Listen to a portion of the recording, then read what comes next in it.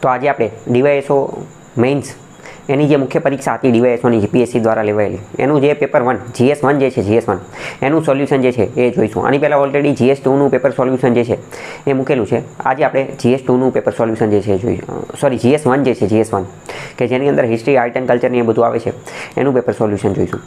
આ paper solution આવનારી બધી જ પરીક્ષા માટે જેની અંદર મુખ્ય પરીક્ષા આવતી હોય મેઇન્સ આવતી હોય જેની અંદર પ્રશ્નો ડિસ્ક્રિપ્ટિવ લખાણ વર્ણનાત્મક સ્વરૂપે પૂછાતો એ બધાની અંદર આ સોલ્યુશન જે છે એ કામ આવશે.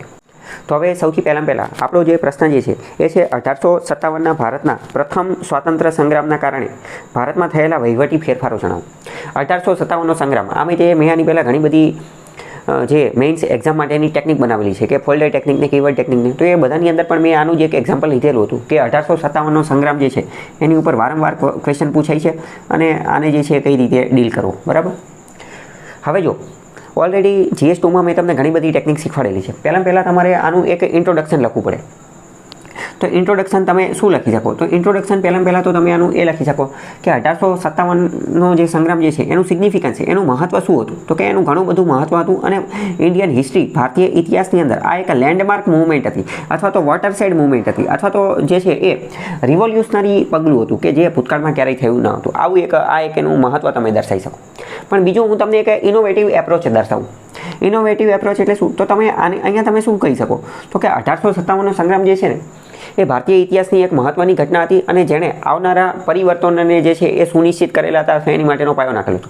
પણ બીજો ઇનોવેટિવ અપ્રોચ શું છે કે 1857નો સંગ્રામ જે છે ને તો એની ઉપર અલગ અલગ ફ્રીડમ ફાઇટરે અલગ અલગ વ્યૂ આપેલા હતા. જેમ કે જવાહરલાલ નહેરુએ એને અલગ વસ્તુ કીધેલી હતી. જેમ કે વીર સાવરકર જે છે એને ભારતનો પ્રથમ સ્વાતંત્ર્ય સંગ્રામ જે છે એ કીધેલો હતો. લોકમાન્ય તિલક જે છે એને અલગ વસ્તુ કીધેલી હતી. 1857 ઉપર તો આજે વીર સાવરકરે એક પુસ્તક પણ લખેલી હતી. બરાબર. તો તમે એવા થિંકરના નામથી જે છે એ સ્ટાર્ટ કરી શકો છો કે ભાઈ આ થિંકર જે છે ફ્રીડમ ફાઇટર કે આ ફ્રીડમ ફાઇટર જે છે એણે આના વિશે કીધેલું હતું. આટલું લખ નાખો એટલે તમારું ઇન્ટ્રોડક્શન જે છે એ પૂરું થઈ જાય. બરાબર. ઇન્ટ્રોડક્શનમાં પછી બહુ જાજુ આવે.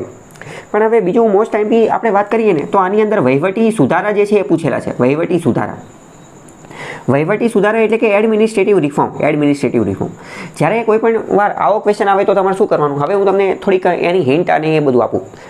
બહુ પહેલાં જ સાલો પહેલાં કહી દીધું છે મેં કે કીવર્ડ ટેકનિક અત્યંત મહત્ત્વની છે. કીવર્ડને તમારે અન્ડરસ્ટેન્ડ કરી નાખવાનું. માની લો કે હવે તમને ક્વેશ્ચન ખબર નથી, તમે કંઈ વાંચ્યું નથી કે કંઈ ખબર નથી પડતી. બરાબર. અથવા એટલું બધું તમારી પાસે નોલેજ નથી, તો તમારે કઈ ટેકનિક કીવર્ડ ટેકનિકનો ઉપયોગ કરવાનો. કીવર્ડ અહીંયા શું આપેલો છે કે તમારે વહીવટી સુધાર લખવાના છે. એડમિનિસ્ટ્રેટિવ રિફોર્મ એડમિનિસ્ટ્રેટિવ રિફોર્મ લખવાના છે. તો પહેલાં તમે વિચારો કે એડમિનિસ્ટ્રેશન વહીવટની અંદર આવે શું? વહીવટ કોને કહેવાય? કઈ વસ્તુને વહીવટ કહેવાય? તો પહેલાં તો આપણે વહીવટની અંદર વાત કરીએ. બરાબર. તો જે વહીવટની અંદર એક તો પહેલાં શું આવે તો કે પોલિટિકલ ફ્રેમવર્ક, રાજનીતિક માળખાની અંદર શું આવે તો કે ગવર્નર જનરલ હતા. બરાબર. ગવર્નર જનરલ હતા. એની બદલે શું લઈ દીધા તો કે એની બદલે વાયસરોય લઈ દીધા. તો આ શું થયું? આ વહીવટી ફેરફાર જ છો ને.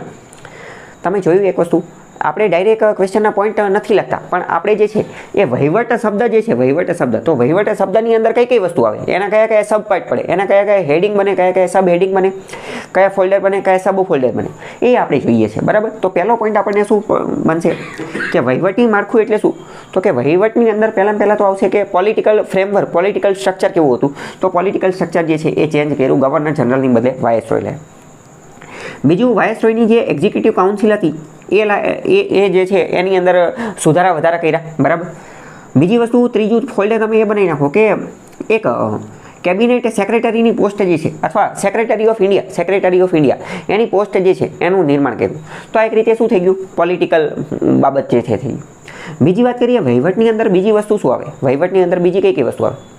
તો વહીવટની અંદર પહેલાં તો બીજી એક વસ્તુ એ આવે પોલિસી મેકિંગ, નીતિ નિર્માણ કઈ રીતે કરવું, નીતિ નિર્માણ કરવા માટેનું પ્રક્રિયા કઈ રીતે કરવી. બીજી વસ્તુ. ત્રીજી વસ્તુ વહીવટની અંદર શું આવે? તો ત્રીજી વસ્તુ વહીવટની અંદર એ આવે પહેલાં તો પ્રાચીન સમયથી જ તે અથવા તો અત્યારે જોઈએ અત્યારે ભારતનું વહીવટ કેવું છે તો કે ત્રિસ્તરીય છે. ત્રિસ્તરીય એટલે કેવું? તો કે ત્રિસ્તરીય એટલે કે કેન્દ્રીય લેવલ, રાજ્ય લેવલ અને નીચે જે છે એ પંચાયતી રાજવાળું જે છે અને પ્રાચીન સમયથી આપણે જોઈએ ને મૌર્ય સમયથી કે એની પહેલાંથી ગમે ત્યારથી તો લગભગ ત્રિસ્તરીયની આજુબાજુ જોવા મળતું હોય છે. એની અંદર જ થોડા ઘણા સુધારા થતા હોય છે. એટલે ઇન શોર્ટ આપણે વાત કરીએ કે ત્રિસ્તરીય વ્યવસ્થા જોવા મળતી. તો એ સમયે પણ થોડી ઘણી ત્રિસ્તરીય પ્રકારની વ્યવસ્થા જોવા મળતી હશે. તો એ સમય કેવી હતી તો કે પહેલાં તો એક સેન્ટ્રલ એડમિનિસ્ટ્રેશન હતું. એની નીચે શું હતું તો કે પ્રોવિન્સ એટલે કે અલગ અલગ પ્રાંત હતા, અને એની નીચે એક બીજું શું હતું તો કે આ જે રજવાડાઓ હતા, બરાબર, રજવાડાઓ. તો આ બધાની અંદર આ બધાની અંદર જે સુધારો વધારો કરે એને શું કહેવાય? એને તો એડમિનિસ્ટ્રેટિવ વહીવટી સુધાર કહેવાય કે એને તો વહીવટી સુધાર કહેવાય. તો એની અંદર શું શું સુધારા કર્યા એ તમારે લખવાનું. બીજું એક ફોલ્ડર તમે કયું બનાવી શકો? તો બીજું એક ફોલ્ડર વહીવટની અંદર બીજું શું આવે? વહીવટની અંદર એક બીજું મોસ્ટ ઇમ્પોર્ટન્ટ શું આવે તો કે law and order. Law and order, કોઈ પણ વહીવટ વિશે તમારે લખવું હોય તો લો એન્ડ ઓર્ડર વિશે લખવું પડે. લો એન્ડ ઓર્ડર એટલે શું તો કે આર્મી, મિલિટરી જે છે તો કે મિલિટરી રિફોર્મ કર્યા હતા. ગુજરાતીમાં જેને કહીએ તો લશ્કરી સુધાર કર્યા હતા. કાયદો અને વ્યવસ્થાને વધુ મજબૂત કર્યા હતા. અંગ્રેજોએ શું કર્યું? કાયદો અને વ્યવસ્થાને વધુ મજબૂત કર્યા અને ભવિષ્યમાં બીજો આવો કોઈ બળવો ન થાય એવી સુનિશ્ચિતતા નિશ્ચિત કરી, એવું જે છે એ સુનિશ્ચિત કર્યું. એટલે લો એન્ડ ઓર્ડર જે છે એ વધુ મજબૂત કર્યું. આર્મી જે છે આર્મીની અંદર રિફોર્મ લાયા, આર્મીની અંદર જે છે એ રિફોર્મ લઈ દીધા, બરાબર. તો આ તમારું એક ફોલ્ડર બનવું જોઈએ. આ જેટલી વસ્તુ હું બોલું છું એ તમારા ફોલ્ડર બનવા જોઈએ, જેની ઉપર તમારે બોક્સ મારવાનું. કેમ? કારણ કે એક્ઝામિનર તમારો આન્સર વાંચે તો ડાયરેક્ટ જ એ બોક્સ ઉપર તમારી એની નજર જવી જોઈએ. આર્મીની અંદર જે રેશિયો એ ચેન્જ કરી નાખ્યો. કયો રેશિયો તો કે ઇન્ડિયન અને યુરોપિયનનો જે રેશિયો હતો એ ચેન્જ કરી નાખ્યો. પહેલાં માની લો કે એક ઇન્ડિયન ઉપર એક યુરોપિયન હતો, એક્ઝામ્પલ આપું છું, બરાબર. તો એ ચેન્જ કરી નાખ્યો. અથવા તો માની લો કે એક યુરોપિયન ઉપર 5 ઇન્ડિયન હતા તો એ ફેરવી નાખ્યા. ઇન શોર્ટ, ઇન્ડિયન જે છે એની સંખ્યા ઘટાડી અને યુરોપિયનની સંખ્યા જે છે એ વધારી. પહેલી વસ્તુ. બીજી મોસ્ટ ઇમ્પોર્ટન્ટ વસ્તુ, આ આર્મી, લશ્કર, જે defence, law and order, army અને જે લશ્કર જે છે એની જ વાત કરીએ તો એની અંદર બીજું આ લોકોએ શું કામ કર્યું હતું તો કે આર્મીની અંદર જે કી પોસ્ટ હતી, કી પોસ્ટ એટલે કે જે મહત્વની મોટા પદ હતો, જેમ કે શસ્ત્રાગારવાળું પદ, લશ્કરવાળું પદ, જે હથિયારોવાળું પદ કે જ્યાં વેપન્સ ને હથિયાર ને એ બધું એટલે કે શસ્ત્રાગારવાળું પદ, એ બધી જગ્યાએ ભારતીયોનો પ્રવેશ બંધ કરી દીધો કે હવે અહીંયા જે છે એ ભારતીયોને મૂકવામાં જ આવશે નહીં. એટલે કે અહીંયા ઇન્ડિયન લોકો જે છે એની એન્ટ્રી જે છે એ બંધ કરી દીધી, બરાબર. તો આ પણ શું થઈ ગયું? આ પણ એક વહીવટી બાબત જ થઈ ગઈ. પછી પોલિસી મેકિંગની જે આપણે વાત થઈ, બરાબર. પોલિસી મેકિંગ એ વહીવટની અંદર આવે. બીજી એક ખાસમાં ખાસ વાત કરીએ તો આ લોકોએ બીજું એક શું કર્યું તો કે ભારતની જે રિલિજિયસ મેટર, ધાર્મિક નીતિ જે છે, ધાર્મિક નીતિ એની અંદર દખલગીરી કરવાનું બંધ કરી દીધું. ધાર્મિક નીતિ જે છે એની અંદર દખલગીરી કરવાનું બંધ કરી દીધું. કારણ કે 1857નો જે સંગ્રામ થયો એનું એક કારણ એ પણ હતું ને, કારણ કે સતી પ્રથા વિરોધી કાનૂન લાવેલા હતા, વિધવા પુનઃ લગ્ન વિરોધી કાનૂન લાવેલા હતા. ક્રિશ્ચન મિશનરી જે છે, ખ્રિસ્તી મિશનરી લોકો એ ભારતીય લોકોને રિલિજિયન કન્વર્ટ કરતા હતા, ધર્મ બદલાવાનું કામ કરતા હતા. તો એ પણ એક આનું કારણ હતું, બરાબર. તો આ લોકોએ એ પણ બંધ કર્યું અને આપણી ઉપર જે કલ્ચર, સાંસ્કૃતિક પ્રભાવ જે કરતા હતા એ પણ જે છે એ થોડો ઘણો ઓછો કર્યો, બરાબર. તો એ પોઈન્ટ પણ તમે અહીંયા લખી શકો છો. બીજો એક મોસ્ટ ઇમ્પોર્ટન્ટ પોઈન્ટ આ લોકોએ શું કરેલું હતું તો કે કેન્દ્રીયકરણ, સેન્ટ્રલાઇઝેશન જે છે એને મજબૂત કરેલું હતું, પરંતુ સાથે સાથે પ્રોવિન્સ જે છે, પ્રોવિન્સ અને જે લોકલ એડમિનિસ્ટ્રેશન જે છે એટલે કે મ્યુનિસિપાલિટી ને એ બધું એને પણ થોડી ઘણી જે છે એ સ્વતંત્રતા આપેલી હતી. 1857 પછી મ્યુનિસિપાલિટી, નગરપાલિકાને એ બધાને સ્વતંત્રતા આપેલી હતી. જેમ કે આપણે વાત કરીએ કે વિઠ્ઠલભાઈ પટેલ ને બીજા અમુક રાજનેતાઓ જે છે ને એ જે તે મ્યુનિસિપાલિટીના સભ્ય હતા. વિઠ્ઠલભાઈ પટેલ, સરદાર પટેલના ભાઈ, એ બોમ્બે મ્યુનિસિપાલિટીના સભ્ય હતા, બરાબર. તો આ પણ જે છે એ 1857 પછી જ થયેલું હતું.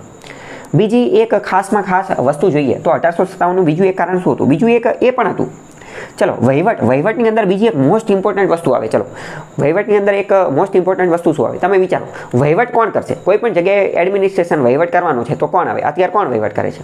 તો વહીવટ કરવા માટે કોણ રાખેલા હોય? કર્મચારીઓ રાખેલા હોય. અને એ કર્મચારીઓને તો આ લોકોએ શું નામ આપેલું હતું? સિવિલ સર્વન્ટ્સ, એટલે કે સંધિ સેવકો, એકદમ ગુજરાતીમાં કહ્યું તો સિવિલ સર્વન્ટ. તો આ જે સિવિલ સર્વન્ટ લોકો જે છે, સિવિલ સર્વિસીસની અંદર પણ રિફોર્મ કરવામાં આવેલા હતા. સિવિલ સર્વિસીસ જે છે એની અંદર રિફોર્મ કરવા હતા. સિવિલ સર્વિસીસ એની અંદર ઘણા બધા રિફોર્મ કરેલા હતા ભારતીયો. બીજું એ કે પહેલાં તો આ જે સિવિલ સર્વિસીસની એક્ઝામ જે છે એ લંડનમાં જ યોજાતી હતી. 1857 પછી એ ભારતની અંદર પણ યોજાવાની જે છે એ ચાલુ થઈ ગઈ હતી. તો આવા અમુક જે છે રિફોર્મ કરેલા હતા. બીજું મોસ્ટ ઇમ્પોર્ટન્ટ વસ્તુ, પહેલાં ક્વેશ્ચનને જેવું પૂછે છે કે 1857ના જે વહીવટી સુધારા જે છે એ લખો. હવે ઘણા બધા મગજમાં એવો પ્રશ્ન હોય કે ભાઈ 1857ના જે કારણો જે છે, સંગ્રામના કારણો, શું એ આમાં લખવાના કે નહીં લખવાના? ઓબ્વિયસ વાત છે, નહીં લખવાના આમાં. કેમ? કારણ કે પૂછેલા જ નથી. વહીવટી સુધારા જેટલા બધા છે, 2 પાના આપેલા છે તો એટલું ભરાય નહીં.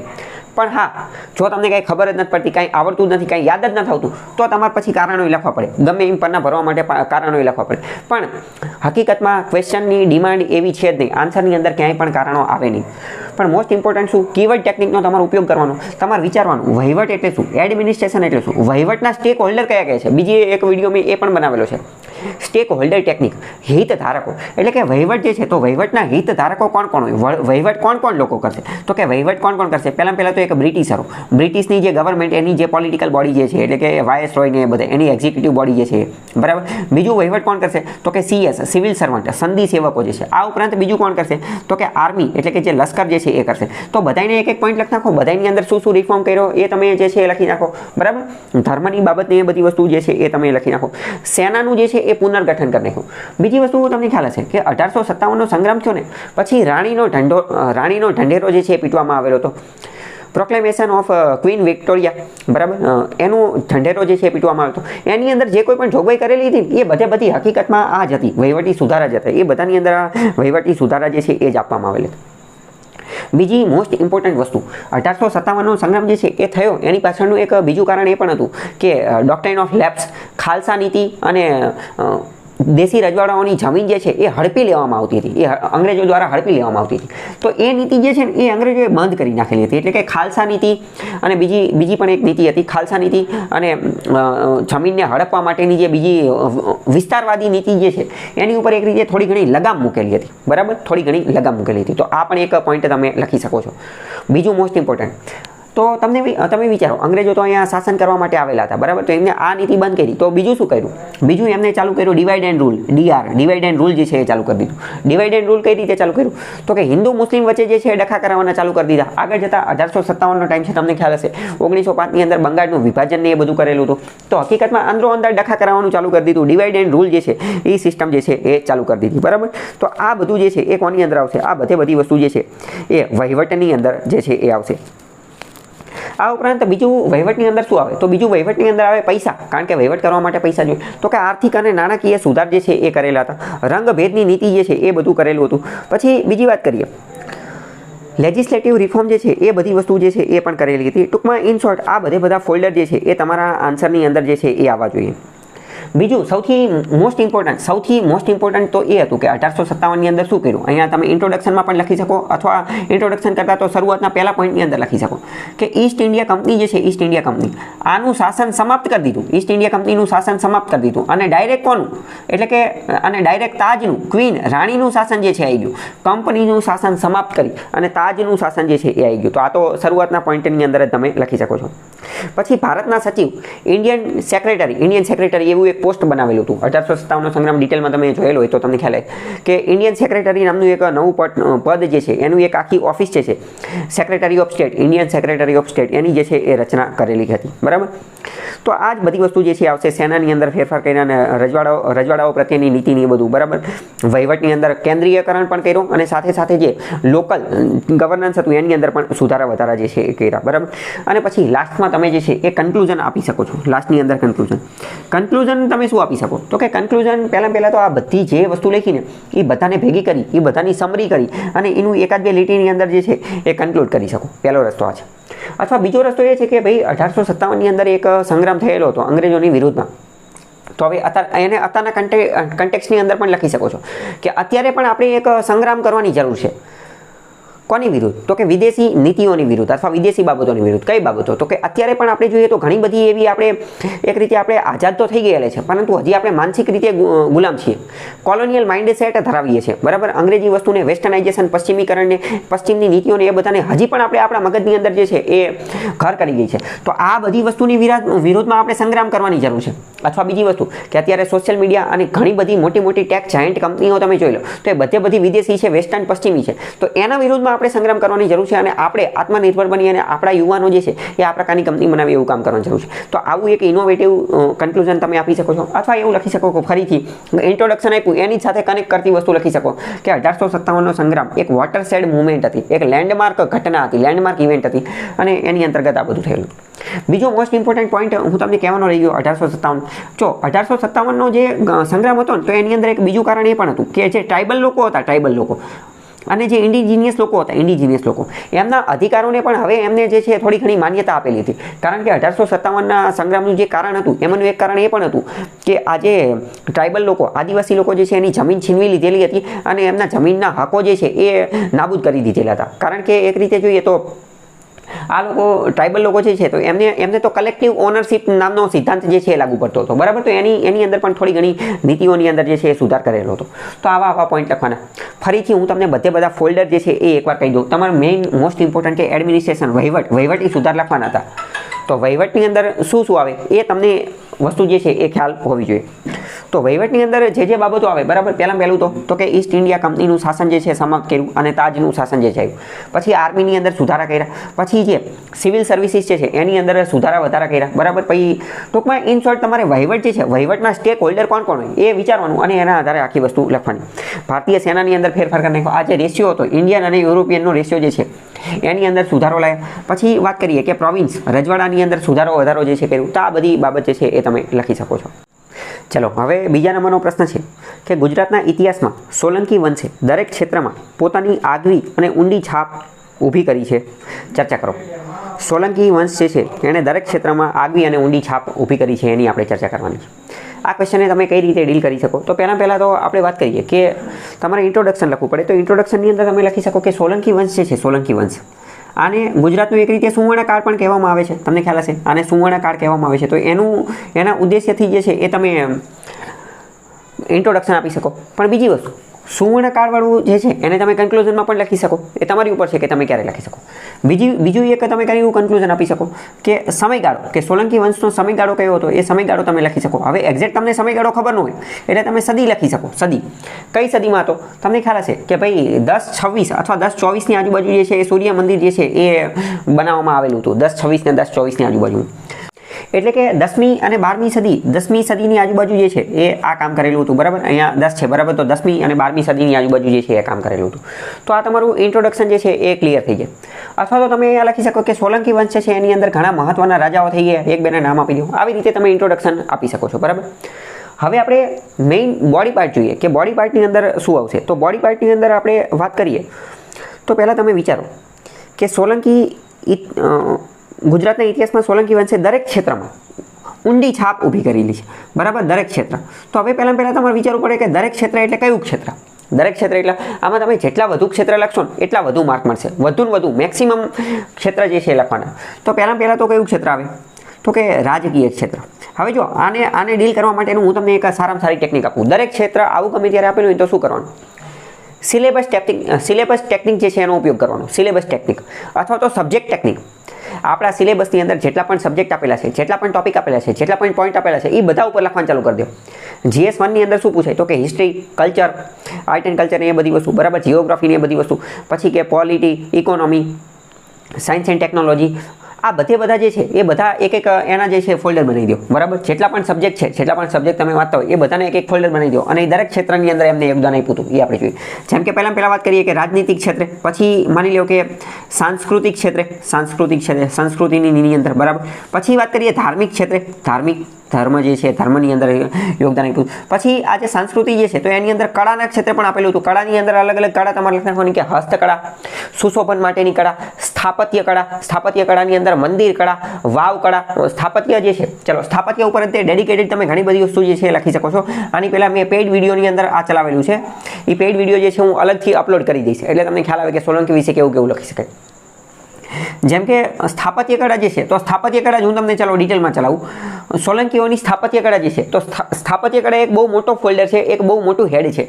એની નીચે બીજા ઘણા બધા સબ હેડિંગ બને કે જેમ કે સ્થાપત્ય કળા. તો કયું સ્થાપત્ય જોવા મળતું હતું? તો પહેલું તો કે મંદિર સ્થાપત્ય, બરાબર. મંદિર સ્થાપત્ય સોલંકીમાં જોવા મળતું હતું. બીજું કયું? તો કે દુર્ગ સ્થાપત્ય, એટલે કે કિલ્લા સ્થાપત્ય જે છે એ જોવા મળતું હતું. દુર્ગ સ્થાપત્ય, કિલ્લા. કયા કિલ્લા બન્યા છે? તો કે પાટણની અંદર કિલ્લો બનેલો છે, વિરમગામની અંદર જે છે એ કિલ્લો બનેલો છે, હીરા ભાગોળનો કિલ્લો જે છે એ બનેલો છે, વઢવાણની અંદર જે છે એ કિલ્લો બનેલો છે, બરાબર. પછી આજે મહેમદાબાદની અંદર કિલ્લો બનેલો છે. આ બધા સોલંકી કાળમાં બનેલા હતા. ત્રીજા નંબરની વસ્તુની વાત કરીએ કે વાવ સ્થાપત્ય. ઘણી બધી વાવ બનેલી હતી તો વાવ પણ એક પ્રકારનું સ્થાપત્ય હતું.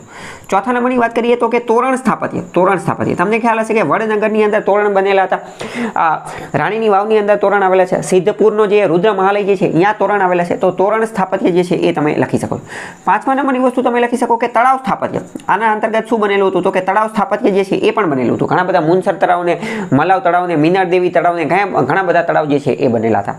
બરાબર. તો સ્થાપત્ય એક બહુ મોટું ફોલ્ડર થઈ ગયું અને એની નીચે નાના નાના ફોલ્ડર કયા છે? તો કે મંદિર સ્થાપત્ય, દુર્ગ સ્થાપત્ય, વાવ સ્થાપત્ય, તોરણ સ્થાપત્ય, તળાવ સ્થાપત્ય. આ બધા આપણે નાના નાના સબ હેડ જે છે એ એના આપણે લખી નાખ્યા. આ ઉપરાંત જે બીજો વિડીયો હું તમને કહું એ હું અપલોડ કરી દઈશ એટલે તમને ખ્યાલ આવશે. બરાબર. તો કે રાજકીય યોગદાન, સાંસ્કૃતિક યોગદાન, ધાર્મિક યોગદાન, કળાનું યોગદાન. બીજું આપણે લખી શકીએ કે ધાર્મિક વહીવટી યોગદાન, એડમિનિસ્ટ્રેશનની અંદર પણ આપણે યોગદાન આપેલું હતું, વહીવટની અંદર યોગદાન આપેલું. બીજું મોસ્ટ ઇમ્પોર્ટન્ટ, ઘણા બધા લોકો મિસ કરશે, વૈજ્ઞાનિક યોગદાન. તમને એવું લાગે કે વૈજ્ઞાનિક શું કામ કરેલું હતું? તો કે વૈજ્ઞાનિક દ્રષ્ટિકોણ ખીલવાનું કામ કરેલું હતું. ઘણી બધી વૈજ્ઞાનિક ટેકનિક જે છે એ અપનાવેલી હતી. બરાબર. તો એ બધું આની અંદર જે છે વૈજ્ઞાનિક યોગદાન એ બધી. પછી જો સામાજિક યોગદાન, કે સમાજની અંદર એ રીતે શું જોવા મળતું હતું? તો કે સમાજની અંદર એકરૂપતા ને એ બધું જોવા મળતું હતું. સામાજિક યોગદાન. જેટલા વધુ ફોલ્ડર, જેટલી વસ્તુ બનાવશો એટલું આની અંદર જે છે એ સારું રહેશે. હવે બધા હું તમને એક એક કરીને કહું કે અંદર બોડીની અંદર વધારે શું લખી શકે. તો રાજકીય યોગદાનની અંદર વાત કરીએ. બરાબર. તો ઘણા સારા સારા રાજાઓ આપેલા હતા. કેવા? તો કે મૂળરાજ સોલંકી, ભીમદેવ સોલંકી, સિદ્ધરાજ જયસિંહ, કુમારપાળ, આવા મજબૂત રાજાઓ આપેલા હતા. અને આ બધા મજબૂત રાજાઓએ જે છે એણે ગુજરાતની જે સીમા જે છે એને સુરક્ષિત કરવાનું કામ કરેલું હતું. ગુજરાતની સીમાઓને સુરક્ષિત કરવા માટેનું કામ જે છે એ કરેલું હતું. તો એ રાજકીયની અંદર આવશે. કારણ કે પહેલું મોસ્ટ ઇમ્પોર્ટન્ટ વસ્તુ શું છે? રાજ્યની સરહદો જ્યારે સુરક્ષિત હશે, રાજ્યના લોકો જ્યારે સુરક્ષિત હશે ત્યારે જ આ બધાનું નિર્માણ થશે ને. હકીકતમાં તમે વિચારો કે સ્થાપત્ય, કળા અને કલ્ચર ને એ બધું ડેવલપ ક્યારે થશે? જ્યારે યુદ્ધનો એનો ભય નહીં હોય, રાજનીતિ જે છે એ યોગ્ય હશે ત્યારે તો આ બધું થશે ને. તો રાજકીય સુરક્ષિતતા પ્રદાન કરેલી હતી. બરાબર. પછી સાંસ્કૃતિક અને કલા અને પહેલાં આપણે સાંસ્કૃતિકની અંદર વાત કરીએ. બરાબર. તો ઘણી બધી સાંસ્કૃતિક યોગદાન આપેલું હતું અને એવું પણ લખી શકીએ કે સંસ્કૃતિનો સુવર્ણ યુગ ગણવામાં આવે છે. સોલંકી યુગ જે છે એને સંસ્કૃતિનો સુવર્ણ યુગ ગણવામાં આવે છે. પછી સ્થાપત્ય કળાની અંદર અલગ અલગ ફોલ્ડર બનાવી દેવાના. મંદિર સ્થાપત્ય. તો મંદિર સ્થાપત્યની આપણે વાત કરીએ. બરાબર. તો આપણે જે સોમનાથનું મંદિર જે છે મોહમ્મદ ગઝનવીએ જે તોડેલું હતું, એને ખંડિત કરેલું હતું, તો એને રિપેરિંગ કરાવી અને લાકડાનું મંદિર જે છે ભીમદેવ પહેલાં એ બનાવેલું હતું. પછી આપણે બીજી વાત કરીએ કે તરણેતરની ખાનની અંદર એક મુનિ દેવળનું મંદિર આવેલું છે. તો એ આણે બનાવેલું હતું. વઢવાણની અંદર રાણક દેવીનું મંદિર જે છે એ આવેલું છે. આ ઉપરાંત ઘણા બધા આવેલા છે, પણ આ હું ડિટેલમાં નથી ચલાવતો. કેમ? કારણ કે આની ઉપર મેં ઓલરેડી પેઇડ લેક્ચરમાં વાત કરેલી છે અને આનું એક અલગ વિડીયો જે છે એ જ હું અપલોડ કરી દઈશ. પછી દુર્ગ સ્થાપત્ય મેં તમને ઓલરેડી કહી દીધું. વાવની અંદર રાણકી વાવ અને બીજી પણ ઘણી બધી વાવ બનેલી હતી. તોરણ પણ મેં તમને ઓલરેડી કહી દીધા. તળાવ જે છે એ પણ કહી દીધું. તો આ બધા સ્થાપત્ય બનાવેલા હતા. હવે જો આ બધી વસ્તુને તમે એ પણ કહી શકો કે આવા બધા એને પબ્લિક ઇન્સ્ટિટ્યુશન બનાવેલા હતા. આજે તળાવ સ્થાપત્યને એ બધું બનાવેલું હતું, વાવ સ્થાપત્યને એ બધું બનાવેલું હતું. તો એના કારણે જનતા લોકોના ગુડવિલ માટેનું કામ કરેલું હતું અને લોકોની અંદર એક ક્રેડિબિલિટી, વિશ્વાસ જે છે એ ઊભો કરેલો હતો. અને વોટર કન્ઝર્વેશનના એના જે છે એ સારા એવા યોગદાન જે છે આપેલા. બીજું મોસ્ટ ઇમ્પોર્ટન્ટ વસ્તુ જે ઘણા બધા લોકો મિસ કરશે કે સોલંકી લોકો જે છે એમણે બાંધકામની સ્થાપત્ય જે છે બાંધકામ એની નવી શૈલી વિકસાવેલી હતી. કઈ? તો કે મારું ગુર્જર શૈલી. તમને ખ્યાલ હશે કે નાગર સ્ટાઇલ જે છે, નાગર સ્ટાઇલ અને એનું જે બીજું નામ છે સોલંકી કળા અથવા તો ચાલુક્ય સ્ટાઇલ જે છે આનું બીજું નામ છે. બરાબર. તો તમારે ફોલ્ડર મેઇન હેડિંગ શું બનાવવાનું કે નવી બાંધકામની શૈલી અને એનું નામ આપવાનું કે મારું ગુર્જર શૈલી. મારું ગુર્જર નામની નવી જ બાંધકામની શૈલી જે છે બનાવી દીધેલી હતી. મારું ગુર્જર છે એને ચાલુક્ય શૈલી અથવા સોલંકી શૈલી જે છે એ પણ કહે છે. બરાબર. ચલો હવે જો આ સ્થાપત્યની અંદર મંદિર સ્થાપત્ય, દુર્ગ સ્થાપત્ય આ કીધું. આની સિવાય એક બીજું પણ આવશે, શિલ્પ સ્થાપત્ય, સ્કલ્પચર. ઘણા બધા શિલ્પ જે છે એ જોવા મળે છે. શિલ્પ સ્થાપત્ય જે છે એ જોવા મળે છે. ઘણા બધા શિલ્પ જોવા મળે છે. પહેલાં તો તમને ખબર હોવી જોઈએ કે સ્થાપત્ય એટલે કે આર્કિટેક્ચર અને શિલ્પ એટલે કે સ્કલ્પચર આ બંને વસ્તુ અલગ છે. બંનેની અંદર જે છે ડિફરન્સ, તફાવત રહેલો છે. એ મેં ઓલરેડી ઘણા બધા વિડીયોની અંદર સમજાવેલું છે. આર્ટ એન્ડ કલ્ચરના જૂના વિડીયો જોઈજો એટલે ખ્યાલ આવશે. બરાબર. સ્થાપત્ય, આર્કિટેક્ચર એ બહુ મોટી, વિશાળ, કોમ્પ્લેક્સ, બહુ મોટી વસ્તુ હોય. જ્યારે સ્કલ્પચર, શિલ્પ જે છે એ નાની વસ્તુ હોય. નાનું જે છે એ શિલ્પ હોય. જેમ કે નટરાજનું શિલ્પ એ એક શિલ્પ છે. જ્યારે બહુ મોટો મહેલ અથવા બહુ મોટું મંદિર એ જે છે એ સ્થાપત્ય હોય. બરાબર. ઓલરેડી બાકી જૂના વિડીયો જોઈ લેજો. બીજું અહીંયા ચાલો હું તમને એક બહુ મસ્ત હિન્ટ આપી દઉં. શિલ્પ સ્થાપત્ય, ગમે ત્યારે શિલ્પ સ્થાપત્ય વિશે લખવાનું આવે ને ગમે એનું. બરાબર. કે સિંધુ ખીણના શિલ્પ વિશે ચર્ચા કરો, ચાલુક્યના શિલ્પ વિશે ચર્ચા કરો, પલ્લવના શિલ્પ વિશે, ચોલ લોકોના શિલ્પ વિશે, ગમે એના શિલ્પ વિશે ચર્ચા કરવાની હોય તમારે શું કરવાનું? શિલ્પ સ્થાપત્ય એટલે કે આ સમયની અંદર ઘણા બધા શિલ્પો બનેલા હતા. તમે વિચારો શિલ્પ કોના બનશે? હું અહીંયા જે પોઈન્ટ લખું ને એના જ શિલ્પ બનશે. કોના? કે વિષ્ણુના અલગ અલગ અવતારોના શિલ્પ બન્યા હતા. વિષ્ણુના અલગ અલગ અવતાર. હવે વિષ્ણુના અલગ અલગ અવતાર એ બધા આવી ગયા. રામ ને કૃષ્ણ ને એ બધા આવી ગયા. બરાબર. પછી સુતેલા શિવને એ બધા. બરાબર. બીજા નંબરની વસ્તુ શું લખવાની? કે પુરાણોને આધારિત શિલ્પો બનાવવામાં આવેલા હતા, પુરાણોને આધારિત. ત્રીજા નંબરની શું લખું કે રામાયણ અને મહાભારતની કથા જે છે એના આધારિત શિલ્પ બનાવવામાં આવેલા હતા. ચોથા નંબરની વસ્તુ લેશે બૌદ્ધ અને જૈન સંબંધિત શિલ્પ જે છે એ જોવા મળે છે. પાંચમા નંબરની કે જે પૌરાણિક કથાઓની અંદર પુરાણોની અંદર જે શિલ્પ આપેલા છે એ જોવા મળતા. વિષ્ણુના અલગ અલગ અવતારોના જે છે એ શિલ્પ બનેલા હતા. જાતક કથાની અંદર જે બાબતો આપેલી છે એના શિલ્પ બનેલા હતા. અત્યારે જેટલી વસ્તુ કીધી, કોઈ પણ ટોપિક ઉપાડ લેવો કે કોઈ પણ રાજવંશ ગમે એ ઉપાડ લેવો, શિલ્પ આટલા જ બન્યા. આની સિવાય બીજા કોઈના શિલ્પ આવે નહીં. કેમ? કારણ કે બધા એની અંદર જ સમાવેશ થઈ જાય છે. હા, એક વસ્તુ છે કે મહિષાસુર મર્દિનીનું શિલ્પ, ગંગાનું જમીન ઉપર અવતરણનું શિલ્પ, પછી અર્જુના સ્પિનાન્સ, અર્જુનનું તપ, આનું શિલ્પ. તો આ શિલ્પ જે છે એ ચોલ સ્થાપત્યની અંદર જે રથ મંદિર બનાવેલા છે અહીંયા એ એના ડેડિકેટેડ શિલ્પ છે, બરાબર. પણ હકીકતમાં એ રીતે આવે છે તો આની અંદર જ છે ને. તો ઇન શોર્ટ, જ્યારે તમને કાંઈ ખબર ન પડે અને કાંઈ જ ન આવતું હોય તો ગમે ત્યારે શિલ્પ સ્થાપત્ય સ્કલ્પચર આવે તો શું યાદ રાખવાનું કે વિષ્ણુના અલગ અલગ અવતારોના શિલ્પ બનેલા હતા, શિવ શંકર ભગવાનના અલગ અલગ શિલ્પ બનેલા હતા, બૌદ્ધ અને જૈન લોકોના અલગ અલગ શિલ્પ બનેલા હતા. બીજું એવું લખી શકો છો કે બુદ્ધના અલગ અલગ શિલ્પ બનેલા છે, બુદ્ધની અલગ અલગ મુદ્રાઓના શિલ્પો મળેલા છે. બીજું મોસ્ટ ઇમ્પોર્ટન્ટ વસ્તુ, બુદ્ધ જે છે બુદ્ધ ધર્મ, એની અંદર એક વસ્તુ આવે કે જેણે બુદ્ધત્વ જે છે બુદ્ધત્વ એ પ્રાપ્ત કરી લીધું હોય, બરાબર. તો એને શું કહેવાય? બૌદ્ધિસત્વ. તો કે અલગ અલગ બૌદ્ધિસત્વના શિલ્પ જે છે મળેલા છે, પદ્મ પાણીને વજ્ર પાણીને બધા, બરાબર. તો એના શિલ્પ મળેલા છે. પછી રામાયણની કથાઓને આધારિત શિલ્પ મળેલા છે, મહાભારતની કથાઓના આધારિત શિલ્પ મળેલા છે, જાતક કથાઓના આધારિત શિલ્પ મળેલા છે, અને પુરાણો, આપણા જેટલા પણ પુરાણો જે છે એના આધારિત શિલ્પ મળેલા છે. આટલું તમે લખો ને એટલે તમારું કામ પૂરું થઈ જાય. આટલા જ શિલ્પ હોય. આપણે મોસ્ટ ઇમ્પોર્ટન્ટ વાત કરીએ કે રાણીની વાવ જે છે, રાણીની વાવ, એમાં 700-800થી વધારે શિલ્પો આવેલા છે. 700 અને 800થી વધારે શિલ્પ જે છે આવેલા છે. તો એ બધા એની અંદર સ્થાપત્યની અંદર બીજું એક હું તમને કહી દઉં, બરાબર. તો કે પિલ્લર સ્થાપત્ય, પિલ્લર આર્કિટેક્ચર એટલે કે સ્તંભ સ્થાપત્ય એ પણ જોવા મળે છે. તમને એવું લાગે સોલંકીમાં જોવા મળે છે? આ તો કે મૌર્યમાં નથી જોવા મળતું. તો કે મૌર્યમાં તો જોવા મળે છે, સોલંકીમાં જોવા મળે છે. તમને એવું લાગે કઈ જગ્યાએ? તો કે તમને ખ્યાલ હશે રુદ્રમહાલય જે છે એ હકીકતનો એક પિલ્લર સ્તંભ ઉપર જ બનાવવામાં આવેલો હતો. બીજી વાત કરીએ, રુદ્રમહાલયની આજુબાજુ ઘણા બધા પિલ્લર સ્તંભ જે છે જોવા મળતા હતા. તો ઇન શોર્ટ, સ્થાપત્ય તો એક બહુ મોટો ટોપિક છે. અલગથી તમને ખાલી સ્થાપત્ય કળા ઉપર જ તે સોલંકીનો ક્વેશ્ચન પૂછાઈ શકે કે સોલંકીના સ્થાપત્ય કળા ઉપર ચર્ચા કરો, બરાબર. તો આપણે આ બધી વાત થઈ ગઈ. હવે ધાર્મિકની અંદર વાત કરીએ તો આ લોકોની ધાર્મિક નીતિ કેવી હતી? તો કે ધાર્મિક ટોલરન્સ એટલે કે ગુજરાતીમાં શું કહેવાય કે સહન શક્તિની, બધા ધર્મોને જે છે એ સમાન સંભાવ આપેલું હતું, બધા ધર્મને આશ્રય સ્થાન આપેલું હતું, અને બધા ધર્મ સામે સર્વધર્મ સંભાવની નીતિ જે છે જોવા મળેલી હતી. તમને ખ્યાલ હશે કે ઉમરપાડે જે છે એ રસોડામાં થતી હિંસાને એ બધું બંધ કરાવેલું હતું, પશુવધને એ બધું બંધ કરાવેલું હતું. અને મોસ્ટ ઇમ્પોર્ટન્ટ પોઈન્ટ તમે લખી શકો કે કુમારપાળ જે છે એને ગુજરાતનો અશોક કહેવામાં આવે છે. અહિંસાની એ બધાની નીતિ જે છે એ અપનાવેલી હતી, બરાબર. ચલો, અહીંયા તમે એક બીજો પોઈન્ટ, એક નવો પોઈન્ટ પણ તમે એડ કરી શકો કે આ જે છે સોલંકી કાળ, સુવર્ણ કાળ છે, અને અથવા તો અલગ અલગ ક્ષેત્રમાં તો સાહિત્યની અંદર ત્યાં ખતરનાક યોગદાન આપેલું હતું કે નહીં? કે સાહિત્યની અંદર હેમચંદ્રાચાર્ય નામના વ્યક્તિ થઈ ગયા હતા. હેમચંદ્રાચાર્યએ સિદ્ધ હેમ શબ્દાનુશાસન નામનો ગ્રંથ લખેલો હતો. આ ઉપરાંત સોલંકી કાળમાં તે બીજો એક વ્યક્તિ થઈ ગયો હતો, શ્રીપાદ નામનો વ્યક્તિ, કવિ જે છે થઈ ગયેલો હતો. કર્ણસુંદરી નામનો ગ્રંથ જે છે લખવામાં આવેલો હતો. કુમારપાળ ખુદ એક સાહિત્યકાર હતા, બરાબર. તો ઘણી બધી સાહિત્યની રચનાઓ જે છે એ બધું કરેલું હતું. સિદ્ધ હેમ શબ્દાનુશાસન શ્રીકર નામના હાથી ઉપર બધાને લઈ ગયા હતા. હકીકતમાં સિદ્ધ હેમ શબ્દાનુશાસન અને દ્રયાશ્રય નામનો ગ્રંથ લખેલો હતો. તો સિદ્ધ હેમ શબ્દાનુશાસન જે છે ને એ તો હકીકતમાં જે ગુર્જર ભાષા અથવા ગુજરાતી ભાષાનું વ્યાકરણ એનો બેઝ જો કોઈ પૂરું પાડતું હોય તો એ સિદ્ધ હેમ શબ્દાનુશાસન છે. અત્યારે આપણે જે ગુજરાતી એ બોલીએ છીએ, બરાબર. તો એ તો ધીમે ધીમે ઇવોલ્વ ઉત્ક્રાંતિ થઈ અને આવેલી છે, કંઈ પહેલેથી આવી હતી નહીં. પહેલાં ગુર્જર ભાષા હતી, પ્રાકૃત ભાષા હતી, અલગ અલગ ભાષા હતી, એ બધાના મિશ્રણથી એ બધાથી આ બનેલી છે. તો શરૂઆતના તબક્કામાં સિદ્ધ હેમ શબ્દાનુશાસન જે છે ને એના દ્વારા જે છે આ બધું એ એક રીતે બેઝ તૈયાર કરેલો હતો, બરાબર. તો એ તમે લખી શકો.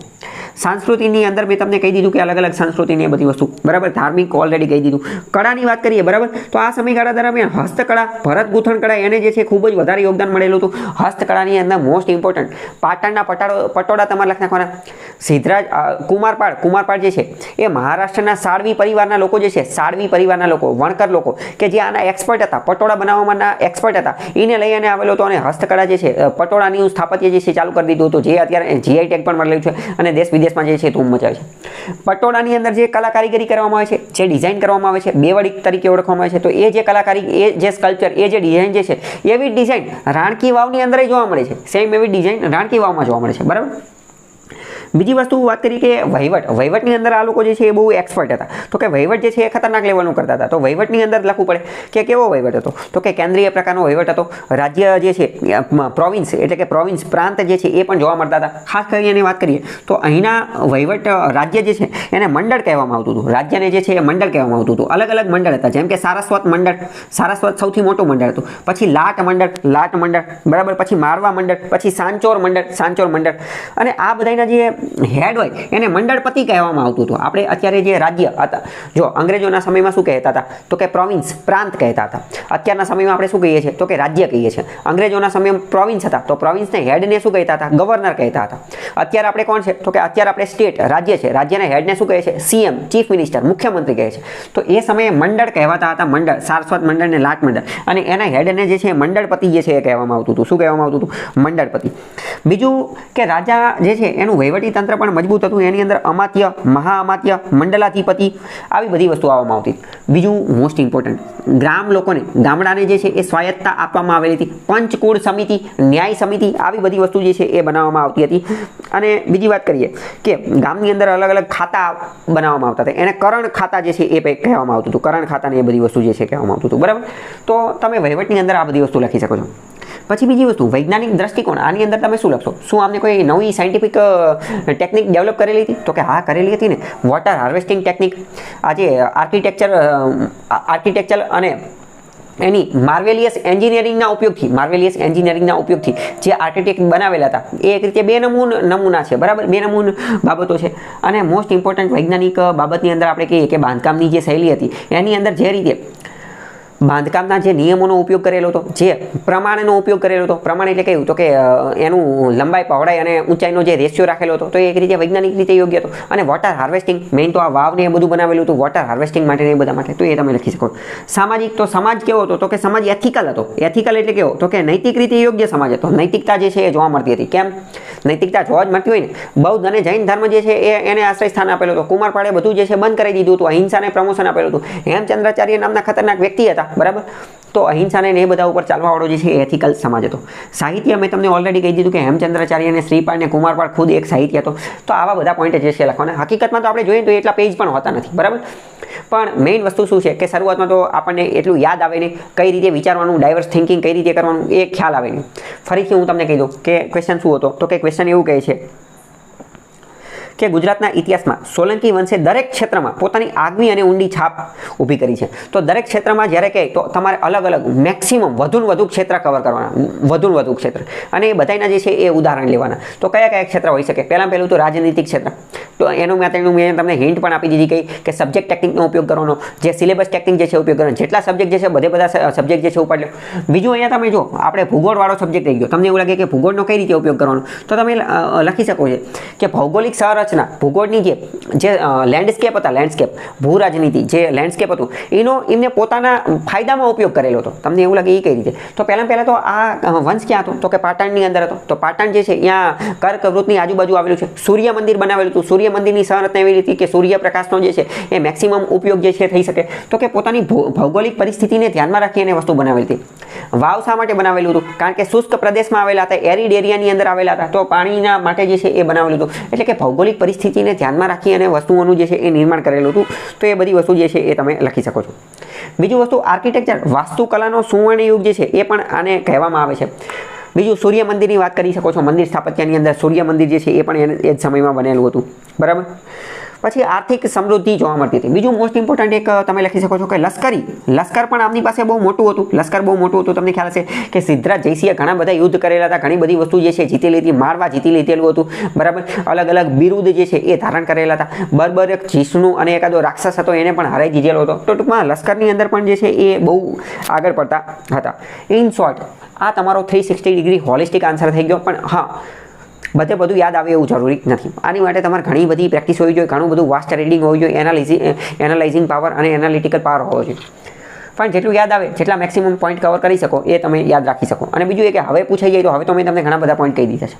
લાસ્ટમાં પછી તમારે કન્ક્લુઝન મારવું પડે. કન્ક્લુઝન માટે મેં તમને બેસ્ટ કહી દીધું શું, તો કે કળા અને સ્થાપત્યનો સુવર્ણ યુગ કહેવામાં આવે છે, ગુજરાતનો સુવર્ણ યુગ કહેવામાં આવે છે. તો આ બધા અંતર્ગત સોલંકી કાળે ઘણી બધી વસ્તુ કરેલી છે. બીજું મોસ્ટ ઇમ્પોર્ટન્ટ વસ્તુ, આવું આપણે નથી લખવું, કારણ કે મેં કીધું કે સુવર્ણ યુગવાળું તો માની લો કે ઇન્ટ્રોમાં ઠપકાર દીધું છે, તો હવે શું લખી શકો?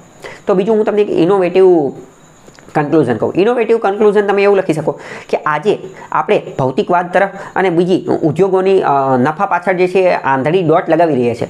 તો આવી સ્થિતિની અંદર સોલંકી કાળનું જે પ્રાચીન સાહિત્ય, કળા, વારસો એને સંવર્ધન કરવા માટેની, એના કન્ઝર્વેશન માટેની તાતી જરૂર છે. તો એની માટે જે છે અલગ અલગ મ્યુઝિયમ બનાવવામાં આવે અને એની માટે જે છે એ યુવાનોની અંદર આ આપણી સંસ્કૃતિ જે છે એની પ્રત્યે જાગૃતતા અને એની પ્રત્યે જે છે એ સંવેદનશીલતા ખીલવવામાં આવે એવા પ્રયાસ જે છે એ કરવા જોઈએ. અને આ બધી વસ્તુ જે છે એનું ડિજિટલ ડોક્યુમેન્ટેશન કરવામાં આવે એવા પ્રયત્નો કરવા જોઈએ. તો આ એક ઇનોવેટિવ આવું કન્ક્લુઝન જે છે એ પણ તમે વાપરી શકો છો. તો આની અંદર આટલી વસ્તુ તમે લખી શકો છો. ચલો, હવે આગળનો પ્રશ્ન છે એ પણ પાટણ ઉપર જ છે કે ગુજરાતમાં પાટણ જિલ્લાએ કલા, શિલ્પ, સ્થાપત્ય અને સાહિત્ય ક્ષેત્રે આગવી ઓળખ ઊભી કરી છે. ઉદાહરણ સાથે ચર્ચા કરો. પહેલાં તો ઘણા બધા લોકો જે છે એ કન્ફ્યુઝ થઈ ગયા. એવું લાગે કે ભાઈ બે ક્વેશ્ચન એક જ પૂછ્યા છે. આની પહેલાં જે સોલંકી સ્થાપત્ય ઉપરનો ક્વેશ્ચન, સોલંકી વિવિધ ક્ષેત્રમાં યોગદાન આપેલું છે અને આ પાટણ જિલ્લા ઉપરનો ક્વેશ્ચન, તો બધાને એવું લાગ્યું કે એક જ ક્વેશ્ચન પૂછ્યું. પણ મોસ્ટ ઇમ્પોર્ટન્ટ તમે વિચારો કે જીપીએસસી એક કોન્સ્ટિટ્યુશનલ બોડી છે અને એ ક્વેશ્ચન બનાવવાવાળા જે છે એની અંદર પણ મગજ હોય. બે એક જ ક્વેશ્ચન નથી, બેની વચ્ચે જે છે એ thin line, very thin line, બહુ જે છે એ પાતળી ભેદરેખા રહેલી છે. જો તમે એ ભેદરેખા સમજી શકો ને તો આ ક્વેશ્ચનને તમે સારી રીતે જે છે ડીલ કરી શકો. કઈ ભેદરેખા છે એ આપણે આગળ જતા આન્સર જેમ કરશું એમ જોઈશું. તો પહેલાં તો પાટણ જિલ્લા વિશે ક્વેશ્ચન પૂછેલો છે. પાટણ જિલ્લા તમે જો આપણે મેઇન વાત કરીએ ને તો ઓલો ક્વેશ્ચન હતો ને એની મેઇન ડિમાન્ડ શું હતી કે સોલંકી કાળ, એમાં એની મેઇન ડિમાન્ડ હતી સોલંકી. જ્યારે આની અંદર જે છે એ પાટણની વાત કરેલી છે. આની અંદર શેની વાત કરેલી છે? પાટણની જે છે એ વાત કરેલી છે. પાટણ જિલ્લો, આ જિલ્લા ઉપર ક્વેશ્ચન છે, બરાબર. ચલો આગળ જોઈએ. હવે તો પહેલાં તો તમારે ઇન્ટ્રોડક્શન આપવું પડે. શું ઇન્ટ્રોડક્શન આપવું પડે? ઇન્ટ્રોડક્શન મોસ્ટ ઇમ્પોર્ટન્ટ, બહુ ખતરનાક લેવાનું હું તમને કહું કે પાટણ જે છે એનું ઐતિહાસિક મહત્વ ખૂબ જ વધારે છે. ઇતિહાસથી જે મોટા સારા એવા વંશ જે છે એ આપણે યાદ થઈ ગયા. સોલંકી વંશ, વાઘેલા વંશ, ચાવડા વંશ, એ બધા યાદ થઈ ગયા. અને આનું પ્રાચીન નામ જે છે એ અણહિલવાડ પાટણ હતું, એ તમે લખી શકો છો. અને બીજી મોસ્ટ ઇમ્પોર્ટન્ટ વસ્તુ એક કીવર્ડ વાપરી શકો કે ઐતિહાસિક રાજધાનીનું બિરુદ ધરાવે છે. શું ધરાવે છે? ઐતિહાસિક રાજધાની, હિસ્ટોરિકલ કેપિટલ, ઐતિહાસિક રાજધાની જે છે એ અહીંયા હાથેરી, બરાબર. તો આ કીવર્ડ તમે વાપરો એટલે એક્ઝામિનરને ખબર પડી જાય કે ભાઈ આને ખબર પડે છે. તો કે ઐતિહાસિક રાજધાનીનું બિરુદ ધરાવે છે અને ઘણા બધા રાજવંશો અહીંયા થઈ ગયેલા છે. તો આ શું થઈ ગયું? આપણું ઇન્ટ્રોડક્શન થઈ ગયું. હવે આપણે સમજો કે જે બોડી પાર્ટ જે છે, બોડી પાર્ટની અંદર શું લખવાનું. પણ એની પહેલાં હું તમને કહું કે અમુક લોકો મિસ્ટેક શું કરે છે. મેં ઘણા બધા યુટ્યુબની અંદર વિડીયો જોયા, અમુક લોકોએ લગાતાર એમને દે ધનાધન વિડીયો બનાવી દીધા છે. ચલો હું તમને એક વસ્તુ કહું. આ ક્વેશ્ચનના આન્સરની અંદર એક વ્યક્તિ મેં વિડીયો જોયો, એણે એમ કીધું કે દેલવાડાના જે મંદિર જે બનાવેલા હતા, દેલવાડાના જે સ્થાપત્ય એ બધું બનાવેલું હતું એ પણ આની અંદર ઠપકારવાનું કે સોલંકી કાળમાં જે બનેલું હતું. તમે ખુદ વિચારો, શું દેલવાડાના જે મંદિરો બનાવેલા હતા એ આના આન્સરની અંદર આવે કે ન આવે? તો કે નો આવે આની અંદર. કેમ? કારણ કે આ સોલંકી કાળવાળો ક્વેશ્ચન નથી. આ પાટણ, ઓનલી પાટણ ડિસ્ટ્રિક્ટ, પાટણ જિલ્લો જે છે એની વિશે વાત કરવાની છે. એટલે હવે તમને ખ્યાલ આવ્યો કે બંને જે ક્વેશ્ચન જે છે, બંને ક્વેશ્ચનની વચ્ચે એક પાતળી ભેદરેખા છે. સામાન્ય રીતે વિદ્યાર્થીઓ, એસ્પાયરન્ટ જે છે આ સમજી શકતા નથી. જીપીએસસી પૂછવાવાળાને તો ખબર જ છે. અને બીજું તો એટલું ખાસ યાદ રાખવાનું કે જે પેપર કાઢવાવાળા જે છે એ આપણી કરતાં ઘણા ઇન્ટેલિજન્ટ છે. એટલે એમને ખબર પડતી હોય કે બે એક સરખા ક્વેશ્ચન ન પૂછાય, તો બંને વચ્ચે પાતળી ભેદરેખા. બીજી વસ્તુ કે અમુક તો એવું કહેતા હતા કે સોલંકી કાળમાં જે સોમનાથનું મંદિર બનેલું હતું, બરાબર, સોમનાથનું મંદિર બનેલું હતું. વડનગર જે છે, વડનગર એની અંદર જે છે એ તોરણ ને એ બધું આવેલું છે, બરાબર. વડનગરની અંદર જે મહેસાણાની અંદર જે છે, મહેસાણાની અંદર જે સૂર્ય મંદિર આવેલું છે એ બધું કે આની અંદર ઠપ કરવાનું. તમે ખુદ વિચારો, શું આ બધા પોઈન્ટ આ આન્સરની અંદર ફિટ થાય? તો કે આની અંદર ક્યારેય એ આવે નહીં. ખાલી પાટણ જિલ્લાનું લખવાનું, પાટણ જિલ્લામાં જે આવ્યું હોય એને જ લખવાનું, એની સિવાય બીજું કાંઈ નહીં લખવાનું. ક્વેશ્ચન જ એવું કહેવા માંગે છે, બરાબર. તો ઘણા બધા લોકો તે મિસગાઈડ કરતા હોય. એટલે તમને ખ્યાલ જ હશે કે જે લોકો ખુદ એક્ઝામ પાસ ન કરેલી હોય અને એ વિડીયો બનાવતા હોય અને આવી રીતે જે છે મિસગાઈડ કરતા હોય, તો એવું ચાલે નહીં, બરાબર. મોસ્ટ આઈએમપી કે બંને ક્વેશ્ચન જે છે એ અલગ અલગ છે. બંને ક્વેશ્ચન જે છે એ અલગ અલગ છે. ઓલો સોલંકી કાળ ઉપર હતો અને આ પાટણ ઉપર છે. તો આમાં તમારે ખાલી અને ખાલી પાટણનું જ લખવું પડે, પાટણનું જ લખવું પડે. તો આની અંદર તમે જો ઓલી વસ્તુ લખી શકો કે મારું ગુર્જર સ્ટાઇલની જે, મારું ગુર્જર સ્થાપત્ય શૈલી જે છે એ શરૂ કરેલી હતી, બરાબર. પછી આનું કળા અને કળાની અંદર યોગદાન આપી શકો. તો કળાની અંદર કઈ? તો કે હસ્તકળા. કઈ હસ્તકળા? તો કે પાટણના પટોળા જે છે એના વિશે તમે લખી શકો, પાટણના પટોળા. બીજું સ્થાપત્ય તમે જે છે એ લખી શકો. સ્થાપત્યની અંદર જે મંદિર, જે સહસ્ત્રલિંગ તળાવ ને એવું બધું બનાવવામાં આવેલું હતું, રુદ્ર મહાલય બનાવવામાં આવેલું હતું, સિદ્ધપુરનું સ્થાપત્ય જે છે, સિદ્ધપુરનું સ્થાપત્ય એ બધું તમે જે છે એ લખી શકો છો. સહસ્ત્રલિંગ તળાવ. પછી સ્કલ્પચર એટલે કે શિલ્પ સ્થાપત્ય જે છે બનાવેલું હતું, અલગ અલગ શિલ્પ જે બનાવવામાં આવેલા છે. રાણીની વાવની અંદર જે ઘણા બધા શિલ્પ જે છે એના વિશે જે છે એ તમે લખી શકો છો, એના વિશે તમે લખી શકો. મંદિર જે પાટણની અંદર આવેલા એ બધા વિશે જે છે એ તમે લખી શકો છો, બરાબર. અને બીજું મોસ્ટ ઇમ્પોર્ટન્ટ આપણે જોઈએ તો આની અંદર તો ઓલરેડી કહી જ દીધેલું છે કે કોની અંદર લખવાનું છે, બરાબર. તો તમારે એટલા જ ફોલ્ડર બનાવવાના, બરાબર. મેં તમને ખાલી જેનરિક વાત કહી દીધી, પણ હકીકતમાં તમારે ફોલ્ડર એટલા જ બનાવવાના. આની અંદર જ કહી દીધું છે શું કે કલા વિશે લખો, તો પહેલું તમારું ફોલ્ડર આ હોવું જોઈએ કલા, અને પછી નીચે કલા લખવાની. પછી શું કીધેલું છે તો કે શિલ્પ વિશે લખો, તો તમારું એક ફોલ્ડર હોવું જોઈએ શિલ્પવાળું. અને ત્રીજું છે સ્થાપત્ય, તો એક ફોલ્ડર તમારું આ હોવું જોઈએ સ્થાપત્ય, અને બીજું એક ફોલ્ડર છે સાહિત્ય. તો તમારે આટલી વસ્તુ ઉપર જ લખવાનું છે, આની સિવાય બીજું કાંઈ જે છે એ લખવાનું નથી, આની સિવાય બીજું કાંઈ નથી લખવાનું. તો કળાની અંદર કઈ આવે તો કે કળાની અંદર આપણે જોયું કે પટોળાની કળા આવી જાય, પટોળા છે, હસ્તકળા આવી જાય, ભરત ગૂંથણ કળા જે છે આવી જાય. અત્યારે પાટણની અંદર બીજી જે કળા જોવા મળતી હોય એ પણ આવી જાય. કળાની અંદર બાંધકામ માટેની કળા આવી જશે, સ્થાપત્ય કળા જે છે આવી જશે, મંદિર કળા ને એ બધી વસ્તુ, વાવ એ બધું જે છે આની અંદર ઠપકા દેવાનું. શિલ્પ સ્થાપત્ય, શિલ્પ વિશે આની પહેલાં ઓલરેડી મેં શિલ્પવાળો ક્વેશ્ચન કઈ રીતે ડીલ કરવા આની પહેલાંના વિડીયોની અંદર જે ક્વેશ્ચનની અંદર જ ચલાવી દીધું કે શિલ્પ ગમે ત્યારે આવે શું ઠપ કરવાનું, તો કે શિલ્પ એટલે કે સ્કલ્પચર એટલે કે કોના શિલ્પ બનેલો. પહેલાં તો રાણીની વાવ જે છે એની અંદર 800થી વધુ શિલ્પ આવેલા છે. સહસ્ત્રલિંગ તળાવ જે છે એની અંદર ઘણા બધા શિલ્પ આવેલા છે, ભગવાન શિવના વિષ્ણુના એ બધાના. વિષ્ણુની અલગ અલગ મુદ્રાની અંદર અલગ અલગ અવતારો ધરાવતા શિલ્પ જે છે આવેલા છે. ગણપતિના શિલ્પ જોવા મળે છે, બુદ્ધના, જૈનના એ બધાના શિલ્પ જે છે એ જોવા મળે છે, બરાબર. તો શિલ્પ વિશે ઓલરેડી વાત થઈ ગઈ છે. સ્થાપત્યની વાત કરીએ, બરાબર. તો સ્થાપત્યના રીતે મેં તમને ઓલરેડી ફોલ્ડર કહી દીધા, કયા તો કે મંદિર સ્થાપત્ય, વાવ સ્થાપત્ય, કુંડ સ્થાપત્ય, દુર્ગ સ્થાપત્ય, કિલ્લા સ્થાપત્ય, પછી આપણે જે પિલ્લર એટલે કે સ્તંભ સ્થાપત્ય. તો આ ઘણા બધા સ્થાપત્ય ઉપર ઓલરેડી એક અલગ વિડીયો છે, બરાબર. તો એ તમે જોઈ લે ખ્યાલ આવી જાય. તો આ બધી વસ્તુ તમે જે છે એ લખી શકો છો, શિલ્પ સ્થાપત્ય, બરાબર. જે આપણે શિલ્પની અંદર મેં તમને કીધું કે સહસ્ત્રલિંગ તળાવ જે છે અહીંયા પણ ઘણા બધા શિલ્પ આવેલા છે. બીજી વાત કરીએ હવે સાહિત્ય. સાહિત્યની અંદર તમને ખ્યાલ હશે કે કુમારપાળ ખુદ એક સાહિત્યકાર હતો, બરાબર. પછી વાત કરીએ કે હેમચંદ્રાચાર્ય જે છે એ સાહિત્યકાર હતો. પછી બીજી વાત કરીએ કે જે શ્રીપાદ નામનો એક કવિ હતો, એ બધા થઈ ગયેલા હતા. તો આ બધી વસ્તુ તમે લખશો. મોસ્ટ ઇમ્પોર્ટન્ટ વાત હવે હું અહીંયા તમને કહું, તમે જો આ જ બધા પોઈન્ટ લખશો ને, અત્યાર સુધી મેં તમને જેટલા પોઈન્ટ કીધા ને એ જ બધા પોઈન્ટ લખશો, એક્ઝામિનરને ખબર પડી જશે તરત જ કે તમે હકીકતમાં જે છે ને એ આ ક્વેશ્ચનની ડિમાન્ડને સમજ્યા નથી. કેમ? કારણ કે તમે અત્યાર સુધી ખાલી સોલંકી કાર્ડનું ઠપકાર કરો છો. ભલે ક્વેશ્ચન પાટણનો પૂછો તેમ છતાં પણ આપણે જે બધું લખ્યું એ તો સોલંકી કાર્ડનું જ લખ્યું. તો આવા કેસમાં તમારે શું લખવું પડે? આવા કેસમાં તમારે બીજું એ પણ લખવું પડે કે વાઘેલા કાળ દરમિયાન અને ચાવડા કાળ દરમિયાન અને અત્યારના સમય દરમિયાન પણ, અત્યારના સમયગાળા દરમિયાન પણ પાટણ જે છે, પાટણ એની અંદર આમાંની કઈ વસ્તુ જે છે એ લાગુ પડે છે. તો હવે હું તમને સ્થાપત્યની અંદર કહું તો સ્થાપત્યની અંદર અત્યારે જે છે એ પાટણની અંદર ઘણા નવા સ્થાપત્ય બની રહ્યા છે. અને અત્યારે આર્કિયોલોજીકલ સર્વે ઓફ ઇન્ડિયા જે છે એને ત્યાંની ખોદાણ દરમિયાન, પાટણની અંદર જ ત્યાંના ખુદાઈ કામ દરમિયાન જે છે એ પ્રાચીન જૂના સમયના બૌદ્ધ વિહાર અને બૌદ્ધ ચૈત્ય જે છે એ મળેલા છે. બહુ જૂના બૌદ્ધ વિહાર અને બૌદ્ધ ચૈત્ય. અને મહિલા ભિક્ષુ ક્યાં રહેતી હતી એ અહીંયા મળેલું છે. તો આ તો એક રીતે વુમન એમ્પાવરમેન્ટ, મહિલા સશક્તિકરણનું પણ એક ઉદાહરણ છે. તો એ પોઈન્ટ જે છે એ ડેડિકેટેડલી તમે આની અંદર લખી શકો, બરાબર. કે આ સ્પેશિયલ ડેડિકેટેડ પાટણનું જ છે, જે વિહાર ચૈત્ય જે મળેલા છે. આ વસ્તુ તમે આની પહેલાંનો જે આન્સર હતો સોલંકી કાળવાળો એમાં ન લખી શકો. કેમ? કારણ કે આ તો ભાઈ એની કરતાં બહુ જૂની વસ્તુ છે. તો આની અંદર તમે ડેડિકેટેડ એ વસ્તુ લખી શકો છો. બીજું લવણ પ્રસાદ વાઘેલા જે છે, લવણ પ્રસાદ વાઘેલા એણે ઘણું બધું શિલ્પ સ્થાપત્ય કલાની અંદર યોગદાન આપેલું હતું. તો એ બાબત જે છે એ તમે આની અંદર લખી શકો છો.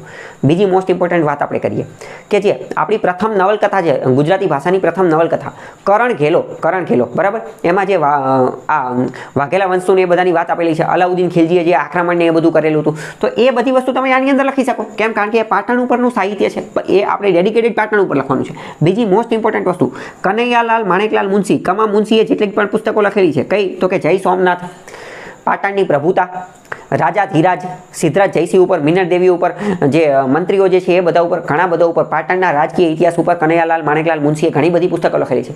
એ બધી પુસ્તકોના નામ તમે અહીંયા લખી શકો. અને આ કમા મુનશીનું નામ પણ તમે આની અંદર જે છે એ લખી શકો કે ભાઈ એણે પણ આનું જે સાહિત્ય જે છે એની અંદર યોગદાન આપેલું છે. કેમ? કારણ કે આ ક્વેશ્ચન સોલંકી કાળનો નથી, માત્ર અને માત્ર પાટણ જિલ્લા ઉપર છે. મેં ઘણા બધા વિડીયોની અંદર બહુ પહેલાં ચલાવેલું છે કે કીવર્ડ ટેકનિક, વર્ડ જે શબ્દ જે છે એ સમજવા ખૂબ જ જરૂરી છે. કારણ કે એકવાર તમે જો શબ્દ સમજી ગયા તો તમે ઘણું સારું જે છે એ લખી શકો. તમે ખુદ વિચારો, હવે તમે આ ક્વેશ્ચન જે છે આ ક્વેશ્ચનની અંદર તમે દેલવાડાના દેરા લખી નાખ્યા કે સોમનાથનું મંદિર લખી નાખ્યું.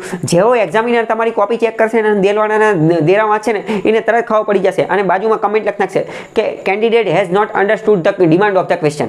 કેમ? કારણ કે ડિમાન્ડ બેની અલગ અલગ છે, બરાબર. તો મોસ્ટ ઇમ્પોર્ટન્ટ ખાસ આ તમારી વસ્તુ ખાસ ધ્યાન રાખો. અને બીજી વસ્તુ, ગમે ત્યારે જ્યારે તમને એવું લાગે ને કે આ તો બે ક્વેશ્ચન હરખા જ પૂછ્યા છે, ત્યારે તમારે સચેત થઈ જવાનું, મગજના બધા દરવાજા, બારી બારણા બધું ખોલી નાખવાનું અને વિચારવાનું કે શું જીપીએસસી એટલી ગાંડી થઈ ગઈ છે કે આવા બે હરખા ક્વેશ્ચન પૂછે? તો કે ના, એવું ન બની શકે. અને બીજું કે આમાં કઈ પ્રિન્ટિંગ મિસ્ટેક ન થઈ શકે, આ એવી વસ્તુ નથી, બરાબર. એટલે ખાસ ધ્યાન રાખવાનું કે ક્વેશ્ચન અલગ છે. આમાં તમારે પાટણ જિલ્લો જે છે, પાટણ જિલ્લો એના વિશે ડેડિકેટેડ વસ્તુ જે છે એ લખવાની. બીજું આપણે વાત કરીએ કે અત્યારે પાટણની અંદર હેમચંદ્રાચાર્ય યુનિવર્સિટી આવેલી છે, બરાબર. તો એ પણ તમે આ સાહિત્યની અંદર લખી શકો. બીજું કે પાટણ જે છે, પાટણ એની અંદર અલગ અલગ મ્યુઝિયમ બનાવવાની એ બધી વાતો પણ થઈ રહી છે કે જે જૂનો આપણો વારસો જે છે એના સંવર્ધન માટે, એના કન્ઝર્વેશન માટે અલગ અલગ મ્યુઝિયમ બનાવવા માટેની અને એનું ડિજિટલ ડોક્યુમેન્ટેશન તૈયાર કરવાની વાત થઈ રહી છે. તો એ પોઈન્ટ પણ તમે આની અંદર લખી શકો છો અને પછી આગળ કન્ક્લુઝન આપી શકો છો. કન્ક્લુઝનની અંદર તમે એ જ લખી શકો છો કે પાટણ એ આપણી ઐતિહાસિક રાજધાની હતી. પાટણ એ જ ધરતી, એ જ જગ્યા છે કે જેણે ઘણા બધા વીર પુરુષો અને ઘણા બધા મહાન રાજાઓ આપેલા છે. કુમારપાળને એ બધા, સિદ્ધરાજ જયસિંહને એ બધા, અને ઘણા બધા સાહિત્યકારોને એ બધા પણ આપેલા છે. તો હવે અત્યારે ફરીથી જે પાટણની પ્રભુતા અથવા પાટણની જે વસ્તુ જે છે એને પુનઃ જીવિત કરવાની જરૂર છે અથવા એની બાબતે જે છે એ લોકોની અંદર જાગૃતિ કેળવવાની જરૂર છે. તો આવી રીતે આખો ક્વેશ્ચન જે છે ડીલ થઈ શકે. પણ મોસ્ટ ઇમ્પોર્ટન્ટ વસ્તુ શું કે બીજા નંબરનો ક્વેશ્ચન અને ત્રીજા નંબરનો ક્વેશ્ચન બંને હકીકતમાં બે અલગ છે. ઓલો સોલંકી કાળનો ક્વેશ્ચન છે અને આ પાટણનો ક્વેશ્ચન છે. જ્યારે તમે આ તફાવત, આ ભેદ સમજી શકો તો તમે ખરેખર સાચી તૈયારી કરી કહેવાય અને તો તમે જે છે એ આની ડેપ્થ જે છે એ સમજી શકા કહેવો. ચલો હવે આપણો આગળનો ક્વેશ્ચન છે કે ગુજરાતની અનુસૂચિત જનજાતિના ઘર ઘરેણા અને પહેરવેશ પર નોંધ લખો. ગુજરાતની અનુસૂચિત જનજાતિ એટલે કે આદિવાસી પ્રજા, એસટી લોકો જે છે એના ઘર ઘરેણા અને પહેરવેશ પર નોંધ લખો. તો પહેલાં તમારે ઇન્ટ્રોડક્શન લખવું પડે. ઇન્ટ્રોડક્શનમાં તમે એ લખી શકો કે ગુજરાતમાં એસટીનું પ્રમાણ કેટલું છે? તો કે 100%ની આજુબાજુ છે, 100%ની આજુબાજુ છે. ગુજરાતની અંદર ઘણી બધી એસટી આવેલી છે. પહેલું તો વસ્તીના આધારે લખી શકો. આટલું બહુ મસ્ત ઇન્ટ્રોડક્શન થઈ ગયું. એની સિવાય અથવા તમે એવું લખી શકો કે એસટી આદિવાસી સમુદાય જે છે એ પોતાનો અલગ જ કલા, સંસ્કૃતિ, વારસો અને ઇતિહાસ જે છે એ ધરાવે છે કે જેણે ગુજરાતની સંસ્કૃતિ જે છે એની અંદર ઘણું સારું એવું યોગદાન આપેલું છે. તો આ સિગ્નિફિકન્સ, મહત્વ દ્વારા પણ એક ઇન્ટ્રો તમે કરી શકો છો, બરાબર. તો આ ઇન્ટ્રોની વાત પતી ગઈ, એવી રીતે ઇન્ટ્રો લખી શકો. બોડી પાર્ટની અંદર શું હોય? તો બોડી પાર્ટની અંદર આની અંદર જ કહી દીધું છે. પહેલાં તમારે એક ફોલ્ડર બનાવવું પડે કે આદિવાસી સમાજના ઘર, આદિવાસી સમાજના ઘર. બીજું એક ફોલ્ડર તમારે બનાવવું પડે કે આદિવાસી સમાજના ઘરેણા. અને ત્રીજું એક ફોલ્ડર, ત્રીજું જે મેઇન હેડિંગ જે છે એ તમારે બનાવવું પડે શું કે આદિવાસી લોકો જે છે એનો પહેરવેશ, બરાબર. તો આની આ 3 ફોલ્ડર જે છે એ તમારે બનાવવા પડે. તમારા આન્સરની અંદર આ 3 ફોલ્ડર હોવા જ જોઈએ. જો 3 ફોલ્ડર નથી તો તમને એટલા માર્ક ન મળે. અથવા તો માની લો કે તમે 2 જ ફોલ્ડર બનાવ્યા છે, 2 જ ફોલ્ડર બનાવ્યા તો તમને એ પ્રમાણમાં જ માર્ક મળે. હકીકતમાં તમે વિચારો કે આ ક્વેશ્ચન જે છે ને એ ક્વેશ્ચન 10 માર્કનો છે, ક્વેશ્ચન 10 માર્કનો. તો આપણે એવું વિચારીએ કે માની લો કે 1 માર્ક ઇન્ટ્રોડક્શનનો છે, 1 માર્ક કન્ક્લુઝનનો છે, તો 2 માર્ક તો જતા રહ્યા. હવે પાછળ વિચાર કેટલા? 8. તો 8 જે છે ને એ 8માં ત્રણેયનું સરખું વેઇટેજ હોય, ત્રણેયનું સરખું વેઇટેજ હોય. ઘણી બધી વાર આપણે શું કરતા હોય અથવા વિદ્યાર્થીઓ શું કરતા હોય કે આમાંથી એકાદા ઉપર ખૂબ જ વધારે ફોકસ કરી દે, એની ઉપર જ ઠપકા કરે, એની ઉપર જ લખ કરે અને બીજાને જે છે ઇગ્નોર કરે. પણ તમે એટલું વિચારો, એક ઉપર તમે ગમે એટલું પીએચડી કરી નાખશો, થીસીસ લખી નાખશો, પણ તો એ માર્ક તો એટલા જ મળશે ને. કેમ? કારણ કે એનું વેઇટેજ એટલું છે એટલે, બરાબર. તો બધાને સંપૂર્ણ યોગ્ય ન્યાય આપવાનું છે, બધાને એવરેજ લખવાનું છે, દરેક આન્સર એવરેજ લખવાના છે, બધાને વ્યવસ્થિત સંપૂર્ણ યોગ્ય ન્યાય આપવાનો છે, બરાબર. તો હવે ઘર ઘરેણા અને પહેરવેશ આના વિશે આપણે લખવાનું છે. હવે હું તમને કોઈ ડિટેલમાં નહીં ચલાવું કે ભાઈ કેવા ઘર હતા. મને ખબર છે કે કેવા ઘર હોય, બરાબર, અને એનું ડિસ્ટિંક્ટિવ રીતે પણ આપણે લખી શકીએ. પણ હું તમને જે પોઈન્ટ કહીશ ને એ એવા પોઈન્ટ કહીશ કે જે તમે વિચારો કે તમને કાંઈ જ ખબર નથી તો તમે શું લખો, કાંઈ ખબર ન પડતી હોય ત્યારે શું કરવાનું. તો પહેલાં તમારે વિચારવાનું કે કોઈ પણ આવો ટોપિક પૂછે ઘર, બરાબર, તો પહેલાં તમારે વિચારવાનું કે આ ઘરની અંદર મટીરિયલ કેવું વપરાતું હતું, કે કયા મટીરિયલ વડે જે છે એ ઘર બનાવવામાં આવતું હતું, ઘરનું રો મટીરિયલ કેવું હતું. તો તમારે આની અંદર લખવાનું કે રો મટીરિયલ જે છે એ મુખ્યત્વે માટી અને કુદરતી સંસાધનોમાંથી જે મળતી વસ્તુ હોય ને, કુદરતી સંસાધનોમાંથી મળતી વસ્તુ, વાંસ, બેમ્બુની, એ બધાનું ઘર જે છે એ બનાવવામાં આવતું હતું. એટલે કે કુદરતી સંસાધનોની આજુબાજુમાં જે છે એ ઘર બનાવવામાં આવતું હતું. અથવા બીજી એક વસ્તુ, આદિવાસી લોકો જે છે એમના વિશે એવું કહેવાય છે કે એ પ્રકૃતિની સૌથી નજીક રહે છે. જંગલમાં રહેવાતા લોકો, જંગલના નિવાસી જે છે કહેવામાં આવે છે, જંગલના સંરક્ષક જે છે કહેવામાં આવે છે. યુનાઇટેડ નેશન્સે પણ કહી દીધું છે કે આજના તાજેતરના ક્લાઇમેટ ચેન્જ અને ગ્લોબલ વોર્મિંગ સામે લડવા માટે આદિવાસી જનજાતિ લોકો જે છે એમની જીવનશૈલી જે છે એ જો આપણે અપનાવી લઈએ ને તો ક્લાઇમેટ ચેન્જ સામે લડી શકીએ છીએ. કેમ? કારણ કે એ પ્રકૃતિની સાથે અનુરૂપ રહીએ ને, પ્રકૃતિને સંલગ્ન રહી અને એ રહે છે. આ એક મેઇન કીવર્ડ છે કે આદિવાસી લોકો અને પ્રકૃતિ બંનેને જોઈન્ટ કરે છે. બસ આ એક જ કીવર્ડના આજુબાજુ જે છે તમે બધા આન્સર જે છે એ લખી શકો છો, બરાબર. કઈ રીતે? તો પહેલાં કે મટીરિયલ કેવું વાપરતા હતા? તો કે આ માટી ને વાંસ ને, મતલબ કે કુદરતી વસ્તુઓની આજુબાજુનું મટીરિયલ જે છે એ વાપરતા હતા, બરાબર. લીપણ, બરાબર, લીપણ ને એવું બધું વાપરતા હતા. બીજું તમે એવું લખી શકો કે જે ગાયનું છાણ ને એ બધું જે છે એ બધા ઉપયોગ કરતા હતા. બરાબર. બીજી વસ્તુ કે આમનું જે ઘર જે છે એ ઘરની અંદર પિથોરા, વારલી, પચવી આ પ્રકારની પેઇન્ટિંગ ચિત્રકળા જે છે એ જોવા મળે છે. તો આ પેઇન્ટિંગનું પણ તમે આની અંદર એડ કરી દો. બીજું એ કે આ લોકોના ઘર જે છે એની અંદર NCS જોવા મળે છે. જો તમે મોસ્ટ ઇમ્પોર્ટન્ટ વિચારો, જોવા મળે છે અને જોવા મળતી એનાથી કોઈ ફેર નથી પડતો. NCS એટલે શું? તો કે નેચરલ કુલિંગ સિસ્ટમ જોવા મળે છે. નેચરલ કુલિંગ સિસ્ટમ આ લોકોના ઘરની ડિઝાઇન એ રીતે બનાવવામાં આવેલી છે. કારણ કે પહેલાં તો લીપણ દ્વારા, છાણ દ્વારા બનાવવામાં આવેલી હોય છે. બીજું વાંસનો એનો ઉપયોગ કરેલો છે, લાકડાનો ભરપૂર ઉપયોગ કરેલો છે, જંગલની જે પેદાશો જે છે માઇનોર ફોરેસ્ટ પ્રોડ્યુસ, ડાળીને વૃક્ષના પાંદડાને એ બધાનો ઉપયોગ કરેલો છે. અને આ બધાનો એટલો સાયન્ટિફિકલી ઉપયોગ કરેલો હોય છે કે નેચરલ કુલિંગ સિસ્ટમ જે છે એમાં જોવા મળતી હોય છે. ગરમીને એવું બધું ન થાય એનું ખાસ ધ્યાન રાખવામાં આવે છે. બરાબર. તો હવે તમે વિચારો, આ પોઈન્ટ ક્યાંય નહીં આપેલો, એ બુકની અંદર કે એની અંદર નહીં આપેલો, પણ તમે તમારા મગજ દ્વારા જે છે એ આનો જે છે એ ઉપયોગ કર્યો અને ચલાવ્યો. બરાબર. બીજું કે હકીકતમાં આની અંદર તમે એક બીજો મોસ્ટ ઇમ્પોર્ટન્ટ પોઈન્ટ લખી શકો કે હકીકતમાં આ બધા ઘર જે છે ને એ ગ્રીન બિલ્ડિંગ તરીકેનું કામ કરે છે. ગ્રીન બિલ્ડિંગ તરીકેનું, કારણ કે આ બધા મકાનોનું નિર્માણ એ રીતે કરવામાં આવેલું છે. ગ્રીન બિલ્ડિંગ એટલે શું? અત્યારે આપણે સરકાર આ કોન્સેપ્ટ લાવેલી છે ગ્રીન બિલ્ડિંગ. ગ્રીન બિલ્ડિંગ એટલે કે એવી બિલ્ડિંગ કે જો જેની એનર્જી એફિશિયન્સીની અંદર, એનર્જી સિક્યુરિટીની અંદર એ કેવી હોય? આત્મનિર્ભર હોય. બહુ ઝાઝું કાર્બન એમિશન ન કરતી હોય, અથવા તો નેટ 0 કાર્બન એમિશન કરતી હોય, અથવા તો GHG ગ્રીન હાઉસ ગેસ જે છે બહુ છોડતી ન હોય. એટલે કે ઇન શોર્ટ એવી બિલ્ડિંગ કે જે બહુ વધારે પડતું પ્રદૂષણ કરતી ન હોય. બહુ વધારે પડતું, તમને ખ્યાલ હશે કે જે સિમેન્ટ, કોન્ક્રીટ, રેતી આ બધાથી જે બિલ્ડિંગ બનાવવામાં આવે ને તો એ પ્રદૂષણ બહુ વધારે કરતી હોય, એ એમિશન વધારે કરતી હોય. પહેલું તો જ્યારે સિમેન્ટનું ને એ બધાનું જ્યારે એક્સટ્રેક્શન કરવામાં આવે, રેતી ને એ બધું જ્યારે જમીનમાંથી કાઢવામાં આવે તો ત્યારે તે સૌથી મોટું પ્રદૂષણ થઈ જવાનું છે. પહેલી વસ્તુ. બીજી વસ્તુ, સિમેન્ટના ને બધાના આ જે ઘરને એ બધું બનાવીને ખા તો એની ઉપર જ્યારે સૂર્યપ્રકાશ અડશે તો એ પાછો જતો રહેશે. બરાબર. તો એ પણ એના કારણે પણ જે છે એ ગરમીને એ બધું વધશે. અને બીજું એ કે આ જે સિમેન્ટની જે છે ને એ આ સૂર્યપ્રકાશનું શોષણ કરી લેશે તો ગરમીની બધું ઇનશોર્ટ વધશે. તો હકીકતમાં તો આ તો પહેલેથી જ તે ગ્રીન બિલ્ડિંગ તરીકેનું કામ કરે છે. કેમ? કારણ કે આની અંદર તો બધી કુદરતી વસ્તુ, જૈવિક વસ્તુ, સજીવ વસ્તુ જે છે એનો ઉપયોગ કરેલો છે. તો આ એક પોઈન્ટ તમે લખી શકો છો કે ગ્રીન બિલ્ડિંગનો કોન્સેપ્ટ હતા લાય, પણ આ લોકો તો અત્યારથી જ વાપરે છે. બરાબર. તો આવા જેનરિક પોઈન્ટ તમે વાપરી શકો છો. કોઈ પણ ભારતના જ કેમ નથી પૂછો, ભારતના આદિવાસીનો ક્વેશ્ચન પૂછીએ તો પણ તમે આ પોઈન્ટ જે છે એ વાપરી શકો છો. બીજું એ કે હવે આનો આકાર કેવો હોય છે એ લખી શકો છો કે અલગ અલગ જગ્યાએ અલગ અલગ આકાર હોય, ગોળ આકાર હોય, ચોરસ આકાર હોય.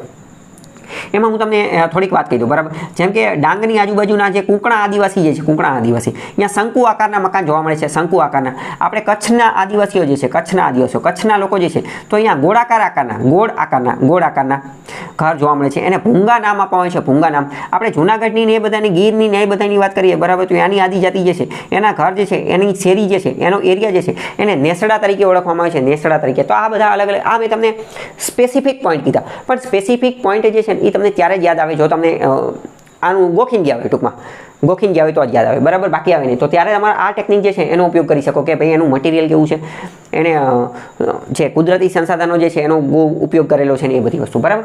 હવે આપણે વાત કરીએ કે ઘરેણાની અંદર જે છે શું આવે? તો ઘરેણાની અંદર તમે લખી શકો કે કેવા ઘરેણા? તો ઘરેણાની અંદર સેમ જ વસ્તુઓ લખવાની કે નેચરલ, કુદરતી રીતે મળી આવતા ઘરેણા જે છે વાપરતા હોય છે. બીજું મોસ્ટ ઇમ્પોર્ટન્ટ, આ લોકો સોના કરતાં ચાંદીને વધુ મહત્વ આપે છે. બીજું મોસ્ટ ઇમ્પોર્ટન્ટ વસ્તુ, ઘરેણામાં મેં તમને કીધું કે નેચરલ, કુદરતની આજુબાજુ જે રમતા હશે તો શું? તો કે પ્રેસિયસ સ્ટોન્સ, જે કિંમતી ધાતુઓ, કિંમતી પથ્થરો જે છે એનો ઘરેણા તરીકે ઉપયોગ કરતા હશે. તમને ખ્યાલ હશે. અથવા તો આ જે ડાળી, વૃક્ષોની ડાળી ને ફૂલ ને એ બધાનો ઉપયોગ જે છે કરતા હોય છે. એ બધાનો ઉપયોગ કરી અને એ બધાનો ઉપયોગ ઘરેણામાં કરતા હોય છે. કાર્નેલિયન, અકીક આ બધાના પથ્થરોના જે છે એ ઘરેણા બનાવતા હોય છે ને એ પણ ઉપયોગ કરતા હોય છે. બરાબર. આ મેં તમને જેનરિક પોઈન્ટ કહી દીધો. બાકી ચાંદી એ બધું. બરાબર. પછી કે નાકમાન, ગળામાન, ડોકમાન એ બધી જગ્યાએ અલગ અલગ ઘરેણા એ બધું જે છે એ પહેરતા હોય છે. હાથી દાંતના ઘરેણા જે છે એ પહેરતા હોય છે. ચાંદીના ઘરેણા જે છે એ પહેરતા હોય છે. તો આ તો જેનરિક પોઈન્ટ થઈ ગયા. પણ ઇન શોર્ટ શું કે મટીરિયલ કેવું છે? તો કે કુદરતની આજુબાજુમાં હોય છે અને બહુ જાજુ એમિશન ન થાય. GHG એમિશન એનું ખાસ છે ધ્યાન રાખવામાં આવેલું છે. પછી પહેરવેશની અંદર વાત કરીએ તો પહેરવેશની અંદર જે તમે એ જ વસ્તુ, આ જ બધા પોઈન્ટ જે છે આની આધારે જ લખી શકો છો કે કુદરતને મળતા આવતા હોય છે. કુદરત સાથે જે છે એ સામીપ્યતા જે છે ધરાઈ શકે એ પ્રકારના જે છે કપડાં હોય છે. હવાની સરળતાથી અવર જવર થઈ શકે એ પ્રકારના કપડાં હોય છે, એ પ્રકારના કપડાં હોય છે, બરાબર. સ્ત્રીઓ અને પુરુષો જે છે એના અલગ અલગ કપડાં હોય છે, બાળકોના જે છે અલગ અલગ કપડાં હોય છે. તો એવી રીતના અમુક જેનરિક પોઈન્ટ જે છે એ પણ તમે જે છે એ લખી શકો છો, બરાબર. કે રાઠવા લોકો અને ભીલ લોકો. બીજું એક મોસ્ટ ઇમ્પોર્ટન્ટ મેં આર્ટ એન્ડ કલ્ચરવાળા વિડીયોની અંદર ચલાવેલું છે કે જ્યારે તહેવારો હોય ને તો તહેવારોના સમયગાળા દરમિયાન રંગબેરંગી પોશાક પહેરે છે, રંગબેરંગી પોશાક જે છે પહેરે છે. તો આ બધી વસ્તુ જે છે એ લખી શકો છો. પણ આવું જે છે ડિટેલમાં તમને એ એક્ઝેક્ટ એક્ઝામમાં યાદ ન આવે. જો તમે ગોખેલું હોય તો યાદ આવે, બાકી તો અથવા તો ડિટેલમાં વાંચેલું હોય તો તમને યાદ આવે. બાકી આ બધા જે જેનરિક પોઈન્ટ જે છે એના આધારે તમારે જેનરિક બાબત જે છે કે જે તમારા મગજની અંદર જે ઓબ્ઝર્વેશન જે છે એના આધારે તમારે આવા પોઈન્ટ જે છે એ ડ્રો આઉટ કરવા પડે. બીજું પહેરવેશની અંદર મોસ્ટ ઇમ્પોર્ટન્ટ પ્રાચીન સમયથી તમે જોયેલું હશે કે પાઘડીને એ બધાને વધારે મહત્વ આપે છે, પાઘડીને એ બધાને. અને પાઘડી વસ્તુ જે છે એને સન્માન સાથે જોડેલું હોય છે, સન્માન સાથે ને એ બધા સાથે, બરાબર. તો એ વસ્તુ તમે લખી શકો છો. પછી અમુક વાર એ પણ આ લોકો જે છે એ ચામડામાંથી ને એ બધામાંથી બનાવવામાં આવેલા પહેરવેશ છે એ બધા પહેરતા હોય, બરાબર. તો પગના રક્ષણ માટે જે છે એ એવા ચંપલ ને એવું બધું જે છે એ કુદરતી સંસાધનોમાંથી બનેલા આભૂષણો જે પગરખાં એ બધું જે છે એ રીતનું જે છે એ પહેરતા હોય છે, બરાબર. તો આવા ક્વેશ્ચન જે છે એ તમે લખી શકો છો. પછી લાસ્ટમાં તમારે કન્ક્લુઝન લખવાનું. તો કન્ક્લુઝન મેં તમને ઓલરેડી કહી દીધું કે ભાઈ યુનાઇટેડ નેશન્સે કહી દીધું છે કે ક્લાઇમેટ ચેન્જની એ બધા સામે લડવા માટે આ લોકોની જીવનશૈલી જે છે એ અપનાવીએ તો ઘણું સારું રહે અને ગ્રીન હાઉસ ગેસના એમિશનની અંદર પણ ફાયદો મળી શકે અને ક્લાઇમેટ ચેન્જ સામે લડવા માટે એક લડત મળી શકે. તો એ જ કન્ક્લુઝન તમે ઠપ કરી શકો, એ જ કન્ક્લુઝન લખી શકો તો એનો ઘણો સારો પ્રભાવ પડે. ચાલો હવે આગળનો ક્વેશ્ચન જે છે એ જિયોગ્રાફી ભૂગોળ ઉપર છે. ભૂગોળ ઉપર એવો પ્રશ્ન પૂછેલો છે કે હિમાલયની પર્વતમાળામાંથી નીકળતી નદીઓ ભારતના અસ્તિત્વ અને વિકાસ પર ઘણો પ્રભાવ છે. ચર્ચા કરો. હિમાલયમાંથી જે નદીઓ નીકળે છે એનો જે છે એ ભારતના અસ્તિત્વ અને ભારતના વિકાસ આ બંને ઉપર જે છે એ એનો ઘણો પ્રભાવ છે. આ ઉપર તમારે લખવાનું છે.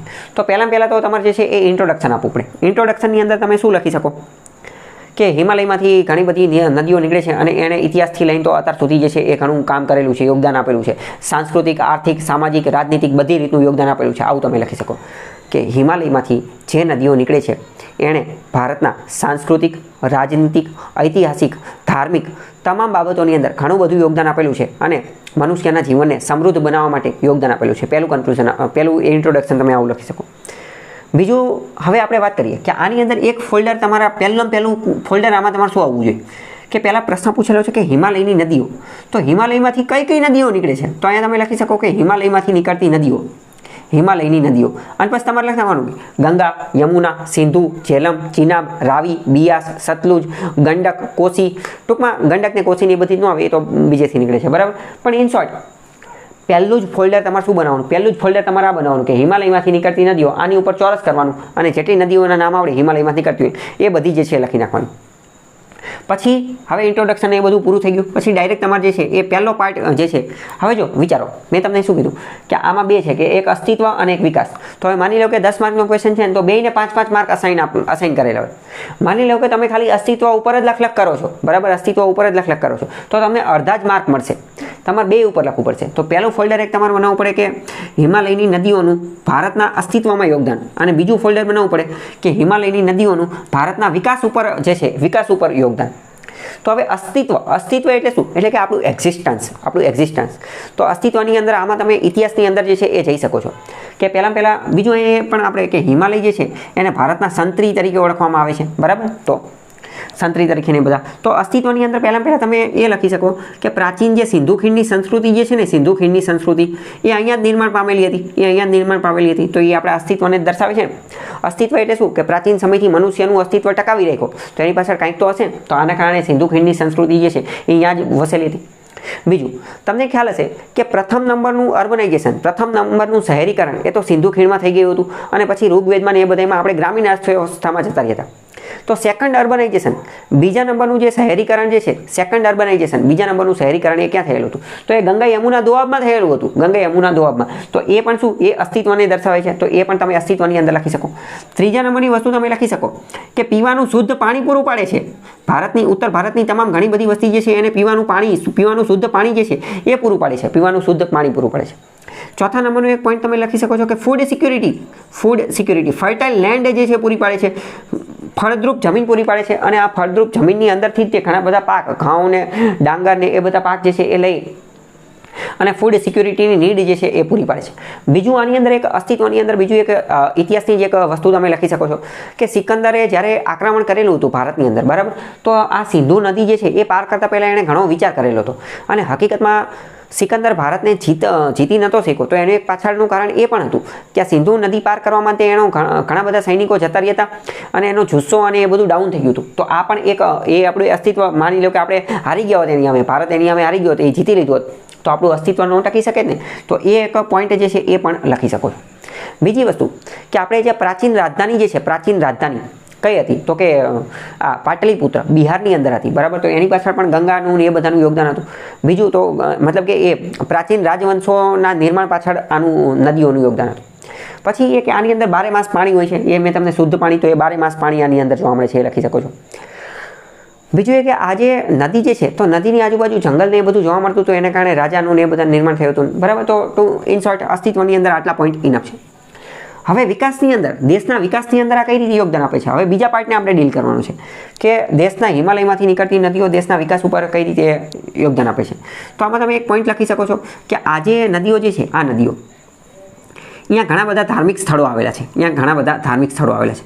અને આ ધાર્મિક સ્થળોની આજુબાજુ જે છે એ ધાર્મિક સ્થળો આવેલા છે, બરાબર. ધાર્મિક સ્થળો એક આ લખી શકો, બરાબર. બીજું એક વસ્તુ તમે લખી શકો કે રિવર ઇકોસિસ્ટમની રચના કરે છે. રિવર ઇકોસિસ્ટમ આ ધાર્મિક સ્થળોની બધા આવેલા છે, તો નદીની આજુબાજુ નદી જે છે એ અમુક પ્રકારની આર્થિક પ્રવૃત્તિને વેગ આપે છે, અલગ અલગ પ્રકારની આર્થિક પ્રવૃત્તિને વેગ આપે છે, આર્થિક પ્રવૃત્તિ, બરાબર. બીજો એક પોઈન્ટ તમે શું લખી શકો કે આ જે રિવર જે છે એની આજુબાજુ ટુરિઝમ જે છે એ વિકસ્યું છે. ટુરિઝમ, પ્રવાસન ક્ષેત્ર જે છે, પ્રવાસન ક્ષેત્ર એનો જે છે ઘણો બધો વિકાસ થયેલો છે. બીજો એક પોઈન્ટ તમે શું લખી શકો, નદીઓ આવેલી છે, બરાબર. તો નદી ઉપર મલ્ટીપર્પઝ પ્રોજેક્ટ આપણે ચલાવેલા છે, મલ્ટીપર્પઝ પ્રોજેક્ટ. એની ઉપર જે છે એ અલગ અલગ વીજળી ઉત્પન્ન કરવા માટે પાવર સ્ટેશન ને એ બધું ચાલુ કરેલું છે. અને આ નદીઓ ઉપર અલગ અલગ યોજનાઓ થકી વીજળી જે છે એ આપણે મેળવવાનું કામ કરીએ છીએ. અને આ વીજળી જે છે એ દેશના વિકાસ માટે મહત્વની છે. તો વીજળીવાળો પોઈન્ટ લખી શકો છો.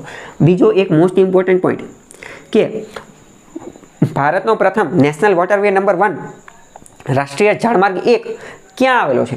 તો કે ગંગા નદીની અંદર જ આવેલો છે ને, અલ્હાબાદથી હલ્દિયાની અંદર. તો રાષ્ટ્રીય જળમાર્ગો એવું લખી શકો, વોટરવેઝ એટલે કે પરિવહનની અંદર પણ આ બહુ ખતરનાક લેવલનું કામ કરે છે. પરિવહનની અંદર પણ જે છે એ યોગદાન આપે છે. તો આ શું થઈ ગયું? આ આપણે વિકાસવાળા પોઈન્ટ જે છે એ કવર કરી દીધા. તો આવી રીતે તમે ટૂંકમાં બે અલગ અલગ વસ્તુ જે છે એને તમે કવર કરી શકો છો, બરાબર. જો અસ્તિત્વની અંદર બીજું કૃષિ, એગ્રીકલ્ચર ઓલરેડી, સિંચાઈ, ઇરિગેશન વાળો પોઈન્ટ એક અલગથી લખી શકો છો, અલગથી ઇરિગેશન જે છે એ પોઈન્ટ લખી શકો છો. આર્થિક વિકાસ ઓલરેડી મેં તમને વાત થઈ ગઈ કે અલગ અલગ પોઈન્ટ. તો જે હાઇડ્રો ઇલેક્ટ્રિક પ્રોજેક્ટ બનાવેલા છે, હાઇડ્રો ઇલેક્ટ્રિક પ્રોજેક્ટ એ લખી શકો છો. સાંસ્કૃતિક મહત્વ રહેલું છે, ધાર્મિક મહત્વ રહેલું છે, તો એક રિવર ઇકોસિસ્ટમ જે છે એની રચના કરે છે. બીજું મોસ્ટ ઇમ્પોર્ટન્ટ અસ્તિત્વની અંદર તમે લખી શકો કે આ જે બધી નદીઓ જે છે ને એની અલગ અલગ પર્યાવરણીય અસરો પણ છે, ઇકોલોજીકલ ઇફેક્ટ અને એન્વાયરમેન્ટલ ઇફેક્ટ. એના કારણે પણ આ જે છે ભારતનું જે છે રક્ષણ કરે છે. અને બીજું મોસ્ટ ઇમ્પોર્ટન્ટ એ અસ્તિત્વમાં નહીં પણ વિકાસમાં લખી શકશો કે આ બધી નદીઓ જે છે એ એક પ્રકારની નવી બાયોડાયવર્સિટી, જૈવ વિવિધતાનું નિર્માણ કરે છે. આ નદીઓ જે છે, આ નદીઓની અંદર ઘણી બધી જીવસૃષ્ટિઓ જે છે એ પનપતી હોય છે. અલગ અલગ પ્રકારના નદીના સજીવો, જીવજંતુઓ એ બધું જોવા મળતું હોય છે. જેમ કે ગંગા ડોલ્ફિન, ગેંગેટિક ડોલ્ફિન એ આપણી એક રીતે રાષ્ટ્રીય જળચર પ્રાણી છે, બરાબર. તો એ વિકાસની અંદર જે છે એ તમે લખી શકો છો. બીજું મોટા ભાગના જે ઉત્તર ભારતના મોટા ભાગના શહેરો જે છે, શહેરનો વિકાસ, આની અંદર અસ્તિત્વમાં મેં તમને સેકન્ડ અર્બનાઇઝેશન જે કીધું હતું એ જ વસ્તુ આમાં લખો કે અત્યારના જે શહેરો જે છે મોટા ભાગના એ પણ અહીંયા જ આવેલા છે. જેમ કે કાનપુર, જેમ કે કોલકાતા, જેમ કે બિહાર, બરાબર. તો એ આ હિમાલયની નદીઓના કિનારે જે છે એ જ આવેલા છે, બરાબર. બીજું મોસ્ટ ઇમ્પોર્ટન્ટ તમે એ પણ લખી શકો છો કે આ બધી નદીઓનું સ્ટ્રેટેજિક ઇમ્પોર્ટન્સ, વ્યૂહાત્મક રીતે મહત્વ પણ છે. કેમ? કારણ કે પ્રાચીન સમયમાં મેં તમને કીધું ને કે પોરસે જે એલેક્ઝાન્ડરે જે આક્રમણ કરેલું હતું, તો ત્યારે રક્ષણ માટે આ નદીઓ જે છે આપણી સહારે આવેલી હતી. તો સ્ટ્રેટેજિક, વ્યૂહાત્મક રીતે પણ આ જે છે એ ઇમ્પોર્ટન્ટ રહેલું છે. બીજું સ્ટ્રેટેજિક ઇમ્પોર્ટન્ટની અંદર બીજું વાત કરીએ તો ઇન્ડસ વોટર ટ્રીટી, સિંધુ જળ સંધિ, વર્લ્ડ બેંકની સહાયતાથી આપણે ભારત અને પાકિસ્તાન વચ્ચે થયેલી છે. તો ઇન્ડસ વોટર ટ્રીટી એ પણ મહત્વનું, તો એ પણ સ્ટ્રેટેજિક પોઈન્ટની અંદર જે છે આવી જશે. બ્રહ્મપુત્રા જે છે એ નદી વિશે પણ તમે જે છે એ લખી શકો છો, બરાબર. બીજું મોસ્ટ ઇમ્પોર્ટન્ટ આપણા જે નોર્થ ઇસ્ટના જે રાજ્યો જે છે અહીંયા ઘણી બધી બાયોડાયવર્સિટી જોવા મળે છે, ઘણી બધી જનજાતિ જોવા મળે છે. તો અહીંયા પણ આ હિમાલયની નદીઓ જે છે એ અનેરું યોગદાન આપે છે. તો ઇન શોર્ટ આ બધું લખી શકો. પણ મોસ્ટ ઇમ્પોર્ટન્ટ શું તમારે ડિસ્ટિંગ્વિશ તફાવત કરવાનો છે અસ્તિત્વની અંદર અને વિકાસની અંદર. એક ફોલ્ડર હોવું જોઈએ અસ્તિત્વવાળું અને બીજું વિકાસવાળું, અને બેના અલગ અલગ પોઈન્ટ લખવાના છે. બરાબર. લાસ્ટમાં કન્ક્લુઝન મારી દેવાનું કે હિમાલયની નદીઓ પ્રાચીન સમયથી જ ભારત માટે મહત્વની રહેલી છે. સામાજિક, રાષ્ટ્રીય, સાંસ્કૃતિક ધારોહર બધી રીતે જે છે એ એનું મહત્વ રહેલું છે. બરાબર. અને અત્યારે ગંગા નદીની અંદર જે રીતનું પ્રદૂષણ વધી રહ્યું છે તો આવાની અંદર જાગૃતિ ફેલાવવાની જરૂર છે અને આ નદીની અંદર જે પ્રદૂષણ થાય છે એને દૂર કરવાની જરૂર છે. આ બધા પ્રદૂષણ જે છે એને અટકાવવાની જરૂર છે. આવી રીતે કન્ક્લુઝન આપીશ. હવે આપણો આગળનો 6થા નંબરનો પ્રશ્ન છે કે ભારતીય મહિલાઓના સામાજિક સશક્તિકરણ પર વૈશ્વિકીકરણની અસરોનું વર્ણન કરો. તો પહેલાં તો મહત્વનો કીવર્ડ કયો થાય? મહત્વનો કીવર્ડ છે મહિલા અને એનું સામાજિક સશક્તિકરણ. સામાજિક સશક્તિકરણ અને એની ઉપર જે છે એ ગ્લોબલાઇઝેશન એટલે કે જે વૈશ્વિકીકરણ જે છે એનો પ્રભાવ જે છે એ આપણે દર્શાવવાનો છે. હકીકતમાં આખો ટોપિક જે છે એ સિલેબસની અંદર જ લખેલો છે. ગ્લોબલાઇઝેશન અને ગ્લોબલાઇઝેશન ઉપર હવે અલગ અલગ ટોપિક પૂછી શકે કે ગ્લોબલાઇઝેશન જે છે એની મહિલાઓ ઉપર શું અસર થઈ, ગ્લોબલાઇઝેશનની સમાજ ઉપર શું અસર થઈ, ગ્લોબલાઇઝેશનની રાજનીતિ ઉપર શું અસર થઈ, ગ્લોબલાઇઝેશનની વલ્નરેબલ સેક્શન ઉપર શું અસર થઈ. તો એ રીતનો ટોપિક છે. બરાબર. હવે બીજું તો સૌથી પહેલાં તો આમાં તમારે એક ઇન્ટ્રોડક્શન લખવું પડે. ઇન્ટ્રોડક્શન તમે શું લખી શકો કે મહિલાઓ જે છે એ પણ સમાજમાં બરાબરીનો હિસ્સો ધરાવે છે. મહિલાઓનું સમાજની અંદર યોગદાન જે છે ઘણું વધારે રહેલું છે. કેર ઇકોનોમીની અંદર યોગદાન ધરાવે છે. એ બધી વસ્તુ તમે ઇન્ટ્રોડક્શન મહિલાઓના યોગદાનથી જે છે એ સ્ટાર્ટ કરી શકો છો. બરાબર. હવે આપણે એ કહેવાનું કે મહિલા જે છે મહિલા એના સામાજિક સશક્તિકરણ પર વૈશ્વિકીકરણની અસર કહેવાની છે. મોસ્ટ ઇમ્પોર્ટન્ટ હું તમને એક ટોપિક આપું. શું પૂછેલું છે? અસર. કોઈ પણ જગ્યાએ તમને અસર પૂછેલી હોય ને, કોઈ પણ ટોપિકની અસર પૂછેલી હોય, કોઈ પણ ટોપિકની, એક સામાન્ય વિદ્યાર્થી, એક એવરેજ વિદ્યાર્થી શું કરશે? ગમે ત્યારે અસર પૂછેલી હશે ને ડાયરેક્ટ અસર લખવાનું ચાલુ કરી દેશે. અને બીજું બધી સારી જ અસર લખશે. પણ મોસ્ટ ઇમ્પોર્ટન્ટ પોઈન્ટ હું તમને કહું છું, ગમે ત્યારે અસર પૂછેલી હોય તો તમારે વિચારવાનું, અસરના અલગ અલગ ફોલ્ડર બનાવવાના, સબ ફોલ્ડર. પહેલી હકારાત્મક અસર અને બીજું નકારાત્મક અસર. કોઈ પણ ટોપિક હશે, બહુ ઘણા બધા વિડીયોમાં મેં ચલાવેલું છે કે એક સાચો લીડર એ જ છે કે જે કોઈ પણ ટોપિકની અંદર સારી અને ખરાબ બંને વસ્તુ વિચારી શકે. એક સાચો લીડર એ જ છે કે જે સારામાં સારી બાબતની અંદર પણ ખરાબ પોઈન્ટ જે છે એ ગોતી શકે અને ખરાબમાં ખરાબ બાબતની અંદર પણ 2-4 સારા પોઈન્ટ ગોતી શકે. એટલે ગમે ત્યારે અસર પૂછેલી હોય તો પોઝિટિવ ઇમ્પેક્ટ અને નેગેટિવ ઇમ્પેક્ટ, હકારાત્મક અસર અને નકારાત્મક અસર, આ ફોલ્ડર બનાવી દેવાના, આ 2 પાર્ટ પાડી દેવાના. જ્યારે તમે આવા 2 પાર્ટ પાડો એટલે સામેવાળા એક્ઝામિનરને ખબર પડી જાય કે આ વ્યક્તિ સામાન્ય નથી પણ હકીકતમાં બાયફર્ગેશનની અંદર અને બધી અલગ અલગ એસ્પેક્ટની અંદર વિચારી શકે છે એવો છે. બીજું ફોલ્ડર એવું પણ બનાવી શકો કે લાંબા ગાળાની અસર અને ટૂંકા ગાળાની અસર. આ પણ એક ફોલ્ડર બનાવી શકો છો. બરાબર. તો હવે આપણે ડાયરેક્ટ જોઈએ કે ભાઈ ગ્લોબલાઇઝેશન. તો ભારતની અંદર તો વૈશ્વિકીકરણ 1990ની આજુબાજુ આવેલું હતું. બરાબર. અને એની પછી આ બધું થયેલું હતું. તો પહેલાં તમારે લખવાનું કે હકારાત્મક અસર શું થઈ? તો કે મહિલાઓ માટે એક રીતે રોજગારીની નવી તકો જે છે એનું સર્જન થયું. જેમ કે ટેકનોલોજીની અંદર, આઈટીની અંદર, બીપીઓની અંદર, કોલ સેન્ટરની અંદર અલગ અલગ જગ્યાએ જે છે એ નવી જગ્યાએ મહિલાઓ માટે રોજગારીના નવા દરવાજાઓ જે છે એ ખુલતા ગયા. એક મોસ્ટ ઇમ્પોર્ટન્ટ કીવર્ડ તમે વાપરી શકો કે મહિલાઓ જે છે એ પહેલાં ઘરની 4 દિવાલ પૂરતી જ સીમિત હતી પણ હવે એની માટે રોજગારીના નવા રસ્તા ખુલી ગયા. પહેલી વસ્તુ. બીજો કીવર્ડ વાપરી શકો પીસી શું છે? તો કે મહિલાઓ પહેલાં પિંક કોલર જોબ પૂરતી જ સીમિત હતી. પરંતુ હવે તે ધીમે ધીમે આગળ બીજી જોબ પ્રત્યે પણ એના દરવાજા પણ ખુલી ગયા.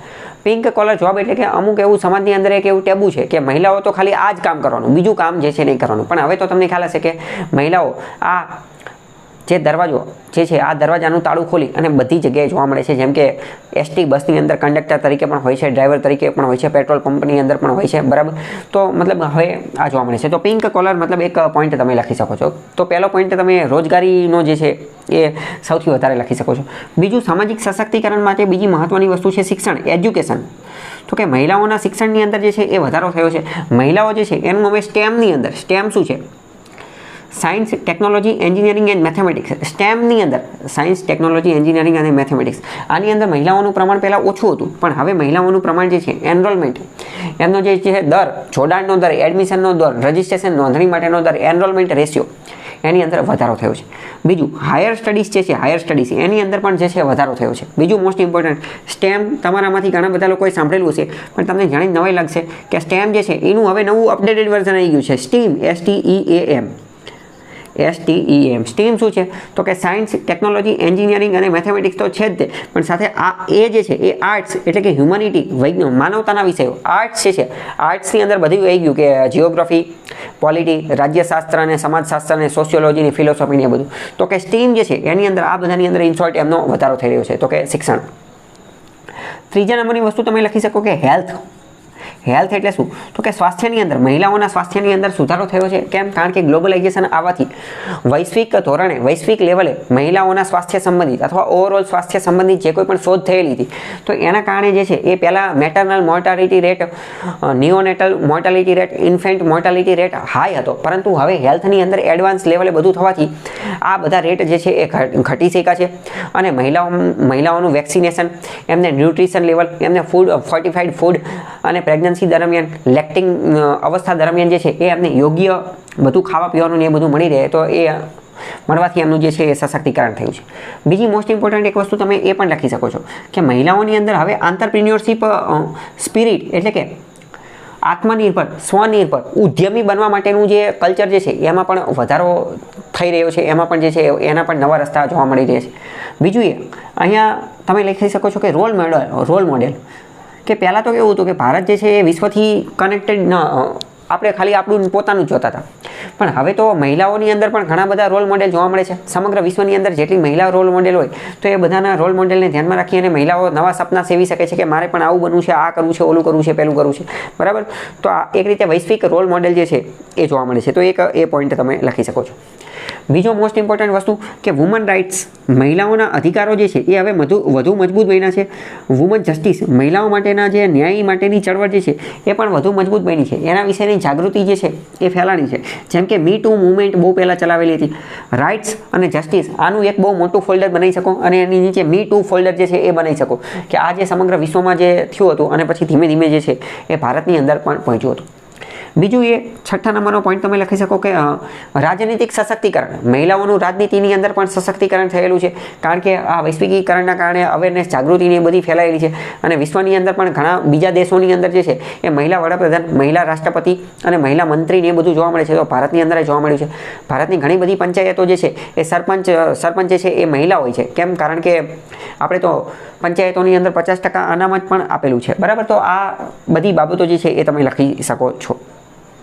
બીજો મોસ્ટ ઇમ્પોર્ટન્ટ પોઈન્ટ એક તમે લખી શકો છો કે પેટ્રીઆર્કીથી જે છે થોડો ઘણો છુટકારો મળેલો છે. પિતૃસત્તાત્મક માનસિકતા જે જોવા મળેલી છે તો ગ્લોબલાઇઝેશન જે છે એના બેરિયર, એની સાંકળો જે છે એને ધીમે ધીમે તોડવાની કોશિશ કરી છે અને મહિલાને પણ એક સમાન તક મળે, સમાન દરજ્જાથી જોવામાં આવે. એટલે કે પિતૃસત્તાત્મક માનસિકતા હટાવવામાં ગ્લોબલાઇઝેશને એક પોઝિટિવ સારી અસર જે છે એ કરેલી છે, બરાબર, સારી અસર કરેલી છે.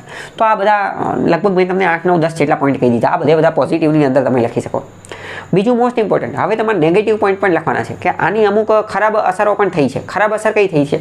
પહેલું છે કોમોડિટીફિકેશન ઓફ વુમન. કોમોડિટીફિકેશન એટલે કે મહિલા જે છે એનું વસ્તુનીકરણ થઈ ગયું છે. વસ્તુનીકરણ એટલે શું? તમે જોયેલું હશે મૂવીઝ ને, વેબ સિરીઝ ને, એ બધાની અંદર અમુક આઇટમ સોંગ ને એ બધું આવતું હોય, બરાબર. તો આ બધાની અંદર મહિલા જે છે એને એક વસ્તુ તરીકે દર્શાવવામાં આવતી હોય કે મહિલા જે છે તો કે એનો તો કન્ઝમ્પશન, ભોગ માટે, ઉપયોગ માટે એને ઉપયોગ કઈ રીતે કરવો ને એ બધું, બરાબર. તો એવું વેબ સિરીઝની અંદર એક ખોટો સંદેશ જે છે આપવામાં આવતો હોય છે. બીજું મૂવીઝ ને, વેબ સિરીઝની ને એ બધાની અંદર તમે જોશો ને તો મહિલાઓનો સ્ક્રીન ટાઈમ એ પણ ઓછો હોય છે. સ્ક્રીન ટાઈમ એટલે કે 3 કલાકનું પિક્ચર છે તો 3 કલાક દરમિયાન પુરુષ હીરો જે છે એ સ્ક્રીન ઉપર કેટલો સમય રહે છે અને મહિલા કેટલો સમય રહે છે. તો પુરુષનો સમય વધુ હોય છે, મહિલાનો ઓછો હોય છે, એવું રિસર્ચ ને એવું બધું કહે છે, બરાબર. ઇન શોર્ટ કોમોડિટીફિકેશન ઓફ વુમન જે છે એ તમે એક ખાસ લખી શકો છો. બીજું એ કે ઇનઇક્વાલિટી, અસમાનતા પણ વધી છે. આ બધું ચલો ગ્લોબલાઇઝેશન ને બધું થઈ ગયું તો એના કારણે અસમાનતા વધી છે. એક રીતે જોઈએ, કોઈ પણ જગ્યાએ અસમાનતા આવે તો અસમાનતા તમારે 3 રીતે વિચારવાની. અસમાનતા 3 રીતે વિચારવાની. કઈ રીતે? 3 રીતે. શહેર અને ગામડા વચ્ચેની અસમાનતા, શહેર અને ગામડા વચ્ચેની અસમાનતા. બીજા નંબરની વસ્તુ ગરીબ અને અમીર વચ્ચેની અસમાનતા, ગરીબ અને અમીર વચ્ચેની અસમાનતા. અને ત્રીજા નંબરની વસ્તુ વિકાસશીલ અને વિકસિત દેશો વચ્ચેની અસમાનતા. તો મહિલાઓ જે છે, બરાબર, તો એમાં પણ અસમાનતામાં અમુક થોડા ઘણા પ્રકારનો જે છે વધારો જોવા મળેલો છે કે ગામડાની તો હજી એ જ જોવા મળે છે, જે ગરીબ જે છે એની મહિલાઓની સ્થિતિ જે છે હજી એ જ જોવા મળે છે. બીજી વસ્તુ અહીંયા એ પણ કહી શકાય શું કે જે મહિલાઓ જે છે આજે અસમાનતા જે છે અસમાનતા એ જોવા મળે છે. અને આજે આવ્યું બરાબર ગ્લોબલાઇઝેશન, તો એના કારણે ડિજિટલ ડિવાઇડ પણ જોવા મળેલી છે. અમુક મહિલાઓ કે જે ટુ હેવ્સ કે જેની પાસે સંસાધનો જે છે તો એની પાસે તો ડિજિટલ ઇન્સ્ટ્રુમેન્ટ ને બધું આવી ગયું છે, તો એમનું સશક્તિકરણ થયું છે, પણ હજી બીજી અમુકનું થયું નથી. બીજું મોસ્ટ ઇમ્પોર્ટન્ટ પોઈન્ટ એ આની અંદર લખી શકો કે મિસયુઝ ઓફ ટેકનોલોજી, કારણ કે ગ્લોબલાઇઝેશન વૈશ્વિકીકરણ ને એ બધું આવી ગયું, તો વિશ્વની જે કટિંગ એજ ટેકનોલોજી જે છે એ પણ આવી ગઈ, અને એના આ ટેકનોલોજીનો અમુક મિસયુઝ પણ થાય છે. તમને ખ્યાલ હશે કે સોનોગ્રાફી ટેકનોલોજી અંતર્ગત લિંગ પરીક્ષણ માતાના પેટમાં પહેલેથી જ ચેક કરી દેવામાં આવે છે કે બાળકી છે કે બાળક છે, બરાબર. અને બાળકી હોય તો એને પહેલાં ગર્ભની અંદર જ એની હત્યા કરી નાખવામાં આવે છે. તો આ તો એક રીતે ટેકનોલોજીનો દુરુપયોગ છે. આ ટેકનોલોજી ક્યાંથી આવી? ગ્લોબલાઇઝેશનથી. તો આ પોઈન્ટ જે છે એ પણ તમે લખી શકો છો. બીજું મોસ્ટ ઇમ્પોર્ટન્ટ કે બોન્ડેડ લેબરનું ઘણી બધી વાર જે છે એ મહિલા લેબરનું જે છે એ શોષણ થતું હોય છે, સેક્સ્યુઅલ એક્સપ્લોઇટેશન ને એ બધું થતું હોય છે, એ પોઈન્ટ લખી શકો છો.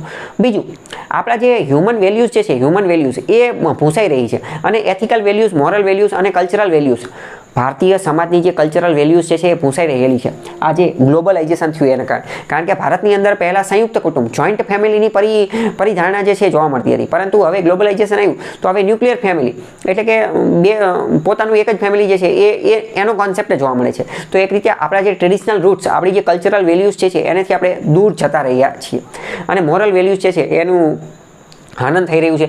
પહેલાં એક રીતે જે કમ્યુનિટી લિવિંગ અને કોઓપરેશન, સહયોગ અને જે પત્ની, સાસુ, આ બધા, અને ટૂંકમાં મહિલાઓ જે મોટા પરિવારમાં રહેતી હોય તો એ બધા વચ્ચે સંબંધો જોવા મળતા હતા, પણ હવે તો આપસમાં ખટપટ ને ડખા ને એવું બધું જોવા મળતું હોય છે. તો એ પણ એક આની વસ્તુ જે છે એ તમે લખી શકો. બીજું મોસ્ટ ઇમ્પોર્ટન્ટ વસ્તુ, મહિલાઓ જે આ મહિલાઓ માટે રોજગારીના દરવાજા ખુલ્યા છે, પણ આને એક રીતે એવું કહેવામાં આવે છે SS એટલે શું? તો કે સેકન્ડ શિફ્ટ. કે એક રીતે તમે વિચારો કે મહિલાઓ નોકરી કરે છે, બહુ સારી વાત, પણ તમે એક વસ્તુ નોટ કરજો, મહિલાઓ નોકરી કરતી હશે, બરાબર, તો કે વાંધો નહીં, નોકરી કરો. કોઈ પણ પરિવારની અંદર તમે જોઈ લો તો મહિલાઓને નોકરી કરવા માટેની અમુક પરિવાર કેવા છે કે જે મહિલાને નોકરી કરવા માટેની સ્વતંત્રતા આપશે, બરાબર, એ તો ખૂબ સારું કહેવાય, બરાબર. અમુક તો આપશે જ નહીં, તો એની તો આપણે વાત જ અલગ કરીએ. પણ જે પરિવાર, જે લોકો મહિલાને નોકરી કરવા માટેની સ્વતંત્રતા આપે છે તો બહુ સારી વાત છે, પણ તમે વિચારો તેમ છતાં પણ એમાં મહિલાએ પોતાનું કામ તો કરવું જ પડશે. પોતાનું કામ એટલે કે કેર ઇકોનોમીનું કામ, રાંધવાનું કામ, કચરા પોતા કરવાનું, આ બધું કામ તો એને કરવું જ પડશે. મતલબ કે નોકરી એ કરવાની અને આ કામ એ કરવાનું, એટલે એક રીતે સેકન્ડ શિફ્ટ, બેવડો બોજ આવે છે એની ઉપર, તો બેવડો બોજ આવે છે. તો મહિલા અમુક વાર તો મહિલાઓ એવું વિચારતી આન કરતાં ભણવું ગણવું જ નહીં સારું, એની કરતાં સારું શાંતિથી કે ખાલી ઘરનું કામ જ કરવાનું. આ તો કે હવે અમે ભણી લીધું, ભણી ગણીને આગળ વધ્યા, તો કે હવે તો કે નોકરી એ કરવાની, ધંધો કરવાનો, બહાર જવાનું અને ઘરનું કામ કરવાનું. એટલે કે સેકન્ડ શિફ્ટ જે છે, સેકન્ડ શિફ્ટ નામનો આ એક કીવર્ડ તમે વાપરી શકો છો કે એ જે છે એ જોવા મળે છે, બરાબર. તો એનું વધુ પ્રમાણ જે છે જોવા મળે છે. પછી લાસ્ટમાં તો તમે જે છે એ કન્ક્લુઝન આપી શકો છો. કન્ક્લુઝન શું આપી શકો કે આને તમે SDG સાથે જોડી શકો, સસ્ટેનેબલ ડેવલપમેન્ટ ગોલ જે છે એની સાથે. 5મો અને 10મા નંબરનો ગોલ જે છે, 5મો અને 10મા નંબરનો ગોલ એ જેન્ડર ઇક્વાલિટી, લિંગ સમાનતાની વાત કરે છે. તો કે આપણે આ બધાને જે છે એ પ્રાપ્ત કરવું પડશે. બીજું અથવા તો કન્ક્લુઝન એવું લખી શકો કે ગ્લોબલાઇઝેશન વૈશ્વિકીકરણની અંદર ભારતના મહિલાના સામાજિક સશક્તિકરણમાં બંને રીતે યોગદાન રહેલું છે, હકારાત્મક અને નકારાત્મક બંને રીતે. બીજું ચલો અહીંયા તમે બીજું એક વસ્તુ એ પણ લખી શકો. આ આંતરપ્રિન્યોરશિપ વાળો મેં તમને પોઈન્ટ કીધો હતો ને, એમાં તમે ક્રેડિટ ફેસિલિટી, મહિલાઓ માટે ક્રેડિટ ફેસિલિટી જે છે એટલે કે લોનની સુવિધા, ફાઇનાન્સની સુવિધા જે છે એ હવે વધી છે. એ હવે જે છે એની અંદર જે છે એ વધારો થયો છે. ક્રેડિટ અને ફાઇનાન્સની સુવિધા જે છે એની અંદર વધારો થયો છે, બરાબર. તો આ પોઝિટિવ અને નેગેટિવ પોઈન્ટ લખી શકો, અને કન્ક્લુઝન મેં તમને કીધું એ રીતે તમે લખી શકો છો SDG સાથે કનેક્ટ કરીને. અથવા બીજું એ લખી શકો કે જેમ જેમ આ મહિલાઓનું સશક્તિકરણ, સામાજિક સશક્તિકરણમાં વધારો થયો છે, પણ એની અમુક નકારાત્મક અસરો પણ છે કે જે આપણી મોરલ વેલ્યુઝ, એથિકલ વેલ્યુઝ અને જે આપણી કલ્ચરલ વેલ્યુઝ જે છે એને શું કરે છે, એને ભૂંસવાનું કામ કરે છે. તો એને અટકાવવું જોઈએ, એની માટે અવેરનેસ, જાગૃતિને એ બધું ફેલાવવું જોઈએ, અને એને મજબૂત કરવી જોઈએ, અને એનું ભૂંસાય એનું ખાસ ધ્યાન રાખવું જોઈએ. ચલો હવે આગળનો પ્રશ્ન છે કે ભારતીય સંરક્ષણ દળો હવે ભારતીય ટેકનોલોજીથી ઉત્પાદિત સંરક્ષણ સાધનોથી સજ્જ છે, ચર્ચા કરો. એટલે કે ભારતીય ડિફેન્સ ફોર્સિસ જે છે, આર્મી, નેવી, એરફોર્સ બધું આવી ગયું. ગમે ત્યારે સંરક્ષણ દળો હોય તો આર્મી, નેવી, એરફોર્સ બધું આવી ગયું, બરાબર. તો એ બધી જે છે એમાં હવે સ્વદેશીકરણ, ભારતીય ટેકનોલોજીના સાધનો જે છે એમાં વધારો થયો છે, તો એની ઉપર ચર્ચા કરવાની છે. આની પહેલાં કીધેલું છે, ચર્ચા કરવાની હોય તો ત્યારે કેવી ચર્ચા કરવાની? બધી જ ચર્ચા કરવાની, પોઝિટિવ, નેગેટિવ, પડકારો એટલે કે ચેલેન્જીસ, વે ફોરવર્ડ, સરકારે કરેલી પહેલ, બધી ચર્ચા કરી નાખવાની હોય. ચર્ચા કરવી એનો મતલબ જ શું કે 4-5 જણા ભેગા થયા હોય અને ચર્ચા કરે, અને ચર્ચાની અંદર અલગ અલગ ડાયવર્સ પોઈન્ટ, અલગ અલગ બહુવિધ પોઈન્ટ જે છે જોવા મળે, તો આવી બધી ચર્ચા જે છે કરવાની. તો પહેલાં તો તમે ઇન્ટ્રોડક્શનની અંદર આપી શકો. શું ઇન્ટ્રોડક્શન આપી શકો કે ભારતીય સંરક્ષણ દળોની અંદર ધીમે ધીમે ભારતીય ટેકનોલોજીના સાધનો જે છે, અલગ અલગ સાધનો એ વાપરવાનો વ્યાપ છેલ્લા થોડા સમયથી જે છે એ વધારો થયો છે. અહીંયા બહુ સારું રહે જો તમે એક્ઝેક્ટ ડેટા નાખી શકો કે કેટલું આપણે છેલ્લા થોડા સમયથી જે છે એ વધારેલું છે. તો કે આપણે વાત કરીએ કે ડિફેન્સ એક્વાઇઝેશન કાઉન્સિલ DAC જે છે, DAC એણે એક નેગેટિવ લિસ્ટ બનાવેલું છે અને એ નેગેટિવ લિસ્ટ અંતર્ગત કીધેલું છે કે આટલી વસ્તુ જે છે ને એ તો વિદેશમાંથી મંગાવવાની નથી, આ તો ફરજિયાત ભારતમાંથી જ મંગાવવાની છે. તો આ તમે ઇન્ટ્રોડક્શનમાં નાખી શકો કે નેગેટિવ લિસ્ટ અને મેક ઇન ઇન્ડિયા અને ડિફેન્સ ઇન્ડિજિનાઇઝેશનને આવી અમુક પહેલના કારણે ભારતીય સંરક્ષણ દળોની અંદર ભારતની સ્વદેશ નિર્મિત ટેકનોલોજીના સાધનોનો ઉપયોગ જે છે એમાં વધારો થયો છે. તો આ ઇન્ટ્રોડક્શન થઈ ગયું. હવે તમારે શું કરવાનું તો કે બોડી પાર્ટની અંદર ઘૂસી જવાનું. બોડી પાર્ટની અંદર પહેલાં તમારે લખવું પડે કે આજે ભારતીય સંરક્ષણ દળો જે છે એમાં ભારતની ટેકનોલોજી વપરાય એની માટે સરકારે કઈ પહેલ કરી, સરકારે કયા પગલાં લીધા. કારણ કે પહેલાં પગલાં લખશો પછી તો કહી શકશો ને કે શું કામ કર્યું. તો પહેલાં તો જે છે સ્વદેશી ટેકનોલોજી જે છે એની માટે સ્ટ્રેટેજિક પાર્ટનરશિપ મોડલ જે છે એ વિકસાવવામાં આવેલું કે વિદેશના જે રશિયા કે ચીન કે ગમે અમેરિકા કે કોઈ પણ હોય બરાબર કે એને ભારતની અંદર પ્લાન્ટ નાખવો છે તો કે નહીં તમારે અમારે સ્ટ્રેટેજિક પાર્ટનરશિપ કરવાની, તમારે એ વસ્તુ જે છે ભારતની અંદર નિર્માણ કરવાની બરાબર. તો સ્ટ્રેટેજિક પાર્ટનરશિપ પછી ડિફેન્સ એક્વાઇઝેશન પોલિસી અને ન્યૂ ડિફેન્સ પોલિસી જે છે, ન્યૂ ડિફેન્સ પોલિસી એ દાખલ કરેલી છે. અને બીજું નો નેગેટિવ લિસ્ટ, 100 કરતાં વધુ લિસ્ટનું નેગેટિવ લિસ્ટ બહાર પાડેલું છે કે આટલી વસ્તુ તો આપણે બહારથી મંગાવવાની જ નથી બરાબર. પછી ડિફેન્સ ઇનોવેશન હબ અને ડિફેન્સ ચેલેન્જીસ, ડિફેન્સ હેકાથોનનું એ બધાનું આયોજન કરેલી છે. તો આ અલગ અલગ પગલાં લીધેલા છે. હવે બીજું એ કે આપણે સંરક્ષણ જે છે એની અંદર કઈ ટેકનોલોજી વાપરીએ છીએ. તો પહેલાં તમે લખી શકો કે INS વિક્રાંત જે છે એ આપણે ભારતની અંદર એરક્રાફ્ટ કેરિયર જે છે એ બનાવેલું છે. પછી વાત કરીએ તેજસ વિમાન જે છે લાઇટ કોમ્બેટ એરક્રાફ્ટ એ આપણે જાતે જે છે બનાવેલું છે. કાવેરી એન્જિન એની અંદર બનાવેલું છે. પછી બીજું મોસ્ટ ઇમ્પોર્ટન્ટ પ્રોજેક્ટ 75 અને પ્રોજેક્ટ 15 આ નેવી માટે, સબમરીન માટે અને અલગ અલગ મિસાઇલની એ બધા માટે આ પ્રોજેક્ટ કામ કરે છે.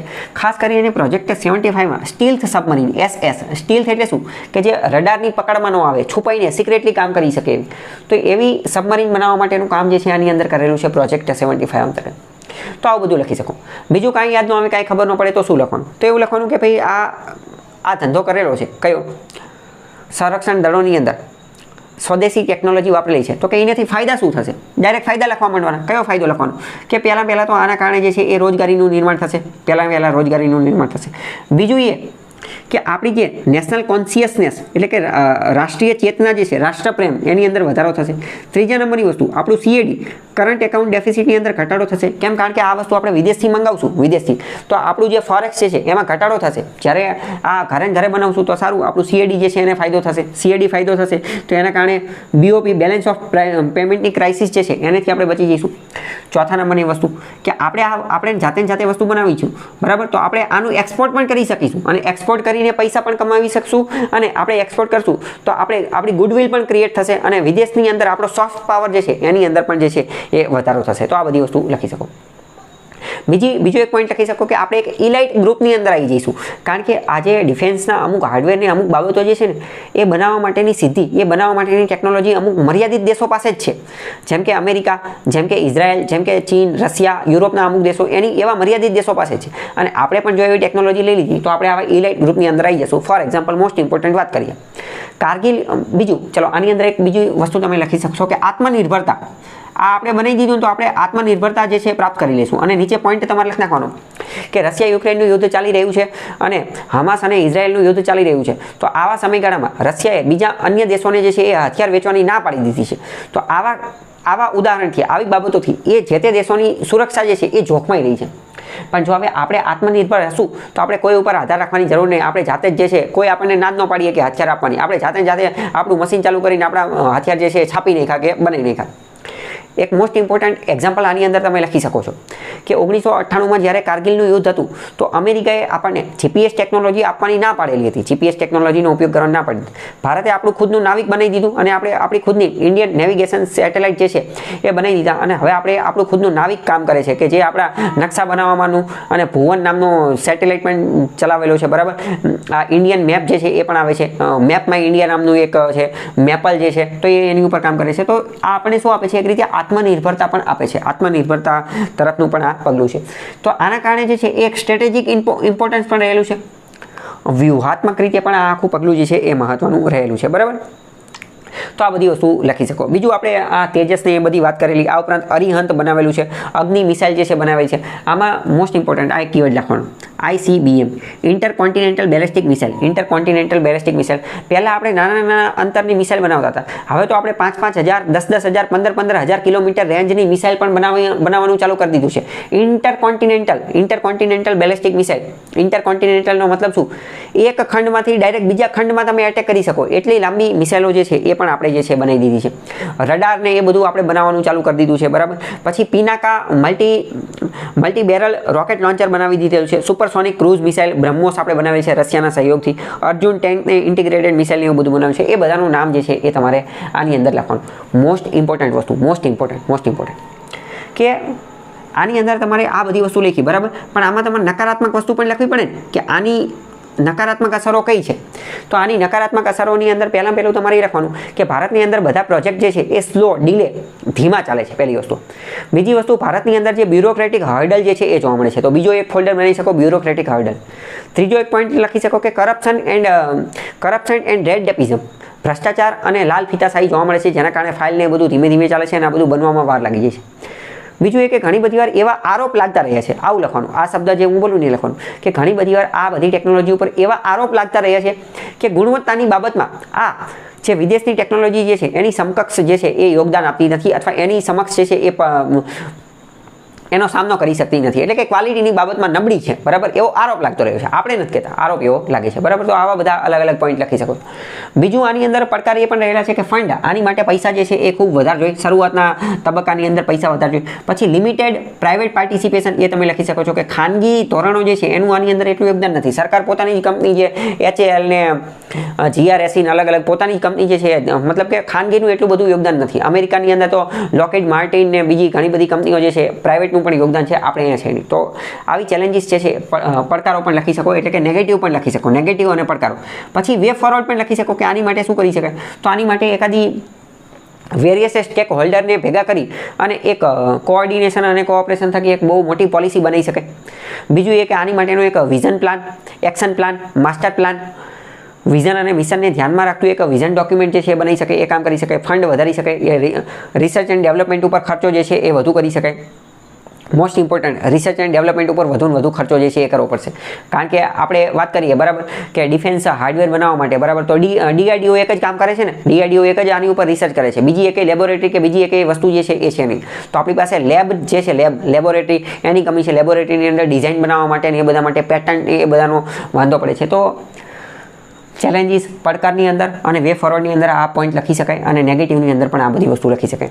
પછી આગળ જતાં કન્ક્લુઝન બાંધી શકો. કન્ક્લુઝન લખી નાખવાનું કે આપણે આજે સ્વદેશીકરણ કરી રહ્યા છીએ જે સંરક્ષણ દળોની અંદર, જે ભારત માટે ખૂબ જ સારી વસ્તુ છે. વ્યૂહાત્મક રીતે ગમે ત્યારે ચાઇના અને પાકિસ્તાન આપણા બંને દુશ્મનો એવા છે કે કદાચ ટુ ફ્રન્ટ વોરની પરિસ્થિતિ આવી જાય તો એવા કેસની અંદર પણ જો આપણે સ્વદેશી રીતે આત્મનિર્ભર હશું તો આપણે જે છે એનો સામનો કરી શકશું. મોસ્ટ ઇમ્પોર્ટન્ટ કીવર્ડ કે ટુ ફ્રન્ટ વોર, કે ટુ ફ્રન્ટ વોરની પરિસ્થિતિમાં પણ આ સ્વદેશી ટેકનોલોજી જે છે એ આપણને ક્યારેય દગો આપશે નહીં અને આપણે જે છે એ કોમ્બેટ, સામનો જે છે એ કરી શકીશું. હવે આગળનો પ્રશ્ન છે સાયબર ક્રાઇમ એટલે કે વ્હાઇટ કોલર ગુનેગારોને રોકવાના ઉપાયોની ચર્ચા કરો. ડાયરેક્ટ જ એવું પૂછેલું છે કે સાયબર ક્રાઇમ જે છે, વ્હાઇટ કોલર ગુનેગારો એને રોકવાના ઉપાયોની ચર્ચા કરો. તો પહેલાં ઇન્ટ્રોડક્શનની અંદર તમારે શું લખવું પડે કે આજે સાયબર ક્રાઇમ જે છે એ શું છે, સાયબર ક્રાઇમની થોડી વ્યાખ્યા આપવી પડે. અને આજે white collar criminal, WCC, white collar criminal એ શું છે એના વિશે થોડીક માહિતી આપવાની. અહીંયા મોસ્ટ ઇમ્પોર્ટન્ટ તમે એવું લખી શકો કે CERT શું છે? કમ્પ્યુટર ઇમરજન્સી રિસ્પોન્સ ટીમ અને CERT computer emergency response team India એ ભારતની સાયબર ક્રાઇમને રોકવા માટેની સર્વોચ્ચ નેશનલ લેવલની નોડલ એજન્સી હોય ને તો એ આ છે. તો તમે લખી શકો છો કે CERTના ડેટા અનુસાર ભારતની અંદર સાયબર ક્રાઇમના કારણે ભારતની GDPને આટલું નુકસાન થાય છે. બરાબર, 1 બિલિયનની આજુબાજુનું જે છે નુકસાન થાય છે. અને દર વર્ષે કેટલા બધા સાયબર ક્રાઇમ થતા હોય છે એ તમે લખી શકો છો કે કેટલાનો જે છે એ થતું હોય છે. બરાબર, બીજી વસ્તુ, આ તો ઇન્ટ્રોડક્શનની વાત પૂરી થઈ ગઈ. હવે બોડીની અંદર તમારે લખવું પડે. જો આમાં આપણને ડાયરેક્ટ એ પૂછેલું છે કે રોકવા માટેના ઉપાયની ચર્ચા કરો, પણ આની અંદર એક વસ્તુ હિડન છે કે રોકવાના ઉપાયની ચર્ચા કરો, પણ પહેલાં તમારે શરૂઆતના તબક્કાની અંદર થોડુંક જે છે એ સાયબર એટેકના પ્રકાર જે છે એ લખવા પડે. ટાઈપ્સ ઓફ સાયબર એટેક એ તમારે લખવા પડે. કેમ? કારણ કે તમે પ્રકાર લખ્યા વગર એને અટકાવવાની ચર્ચા કઈ રીતે કરી શકો? એટલે પહેલા પ્રકાર આની અંદર પૂછેલા નથી, એક્સપ્લિસિટલી કે ઇમ્પ્લિસિટલી ક્યાંય પૂછેલા નથી, પણ તો તેમ છતાં પણ તમારે લખવા પડે. કેમ? કારણ કે એની વગર આન્સર અધૂરો રહે. એટલે પ્રકાર તમારે જે છે એ થોડા એકાદ બે પોઈન્ટની અંદર જે છે એ લખી નાખવાના કે પ્રકાર કયા કયા છે. તો કે ફિશિંગ એટેક છે, બીજા નંબરનો રેન્સમવેર છે, ત્રીજો સ્પાયવેર છે, માલવેર છે, ટ્રોજન હોર્સ છે, પછી એડવેર છે, ઘણા બધા છે. ઓલરેડી એની ઉપર અલગ અલગ ઘણા બધા વિડીયો જે છે એ બનાવેલા છે, બરાબર? તો એ લખી શકો. અને બીજું એ કે જો ચર્ચા કરવાનું લખેલું છે તો કે પણ જો કે ઉપાયોની ચર્ચા કરવાનું કીધું છે, બરાબર? તો બીજું એ પણ લખી શકો કે આની અંદર ચેલેન્જીસ, પડકારો કયા છે, સારી બાબત કઈ, ખરાબ બાબત કઈ, સરકારે કઈ પહેલ કરેલી છે સાયબર ક્રાઇમને રોકવા માટેની, એ બધું લખી શકો, બરાબર? હવે ઉપાય કયા હોવા જોઈએ એ જોઈએ. સૌથી પહેલો મોસ્ટ ઇમ્પોર્ટન્ટ ઉપાય કયો હોવો જોઈએ? મોસ્ટ ઇમ્પોર્ટન્ટ ઉપાય જે છે એ રોબુસ્ટ ફ્રેમવર્ક હોવું જોઈએ. રોબુસ્ટ લીગલ ફ્રેમવર્ક, કાયદાકીય માળખું જે છે એ મજબૂત હોવું જોઈએ. તમને જાણી અને નવાઈ લાગશે કે ભારતની અંદર જે આ સાયબર ક્રાઇમ સામે લડવા માટેનો કાયદો કયો છે? ભારતની અંદર આ સાયબર ક્રાઇમ માટે લડવા માટેનો કાયદો છે આઈટી એક્ટ. આઈટી એક્ટ 2000ની સાલની અંદર બનેલો હતો, તો મતલબ કે 24 વર્ષ જૂનો કાયદો છે. 2000ની સાલની અંદર બનેલો તો એ હજી ચાલુ છે. તો મતલબ કે હવે અત્યારે ઓવરહોલ કરી અને સંપૂર્ણ સુધાર કરી અને તાત્કાલિક નવો કાયદો લાવવાની જરૂર છે કે જેની અંદર આ નવી તમામ જે સાયબર એટેક જે છે એ બધાની યોગ્ય માહિતી આપવામાં આવે, એને જે છે એની ડેફિનેશન જે છે એ તૈયાર કરવામાં આવે અને એને લડવા માટેનું યોગ્ય ફ્રેમવર્ક બનાવવામાં આવે. પહેલો મોસ્ટ ઇમ્પોર્ટન્ટ મારી દ્રષ્ટિએ હોય તો કયો? તો કે લીગલ ફ્રેમવર્ક રોબુસ્ટ હોવું જોઈએ. કેમ? કારણ કે કાયદા બહુ જૂના છે, ઓબ્સોલેટ, બહુ જે છે એ ખવાઈ ગયા છે, બરાબર? પહેલી વસ્તુ. હવે બીજું જો આની અંદર તમે જે છે ને એ રોકવા માટેના ઉપાય, તો ઉપાય માટે તમે અલગ અલગ સ્ટેક હોલ્ડર ટેકનિકનો ઉપયોગ કરી શકો. કે ઉપાય તો કે સરકાર કયો ઉપાય લાવી શકે, લોકોએ કયો ઉપયોગ કરવો જોઈએ, ઇન્સ્ટિટ્યુશન, સંસ્થાઓએ કયો ઉપાય કરવો જોઈએ. તો આ ત્રણ લેવલે તમે કરી શકો કે અલગ અલગ ઇન્સ્ટિટ્યુશન બનાવવી જોઈએ. જેમ કે CERT જેવી ઇન્સ્ટિટ્યુશન દરેક રાજ્યની અંદર, દરેક જિલ્લાની અંદર બનાવી દેવી જોઈએ. કેરળનો એક સાયબર ડોમ પ્રોજેક્ટ છે, બરાબર? તો કે આવા પ્રોજેક્ટ દરેક જિલ્લાની અંદર ચાલુ કરી દેવા જોઈએ. બીજી આપણે મોસ્ટ ઇમ્પોર્ટન્ટ વાત કરીએ, બરાબર? CBTની મેં વાત કરેલી છે. CBT શું છે? Capacity building and training. કેમ? કારણ કે આપણી જે સાયબર પોલીસ છે, આપણા સાયબર સ્ટાફ છે, આપણો જે સાયબર ક્રાઇમ સામે લડવા માટેનું આપણે જે પોલીસ સ્ટાફ અથવા જે કોઈ પણ સ્ટાફ છે એની પાસે પહેલાં તો પૂરેપૂરી કેપેસિટી નથી, પૂરેપૂરા સાધનો નથી, પૂરેપૂરા ટૂલ્સ નથી. જે એડવાન્સ હેકિંગ માટેના ટૂલ હોવા જોઈએ કે બીજા ટૂલ હોવા જોઈએ એ છે નહીં. મતલબ કે એનું પહેલાં ટ્રેનિંગ આપવી પડે અને કેપેસિટી બિલ્ડિંગ કરવી પડે. કારણ કે હેકર લોકો જે ગુના કરવાવાળા જે છે ને એ તો એડવાન્સ સાધનો વાપરે જ છે, બરાબર? તો સાયબર ડોમ પ્રોજેક્ટ છે ને એ બધા આ બધી વસ્તુ લોકોએ શું કરવું જોઈએ? તો કોઈ લોકોની અંદર આ cyber literacy, cyber literacy, digital literacy જે છે આમાં વધારો કરવો જોઈએ. લોકોએ અવેરનેસની અંદર જે છે એ જાગૃતિની અંદર જે છે એ વધારો કરવો જોઈએ. પછી ફાઇનાન્શિયલ ફ્રોડ ને એ બધું થતું હોય તો એને અટકાવવા માટે અલગ અલગ સ્ટેક હોલ્ડરની વચ્ચે કોઓર્ડિનેશન અને કોઓપરેશન હોવું જોઈએ.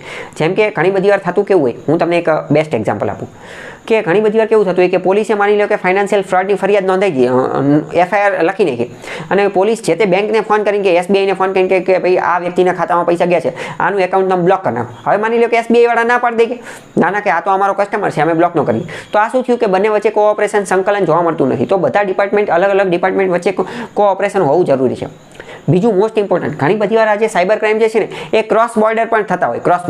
ક્રોસ બોર્ડર એટલે કે થાઈલેન્ડમાંથી, મલેશિયામાંથી, રશિયામાંથી, ચાઇનામાંથી બેઠા લોકો જે છે અહીંયા સાયબર એટેક કરતા હોય. તો મતલબ કે આની માટે ગ્લોબલ કોઓપરેશન હોવું પણ જરૂરી છે. ગ્લોબલ કોઓપરેશન, વિદેશની નીતિ ને એ બધું, બરાબર?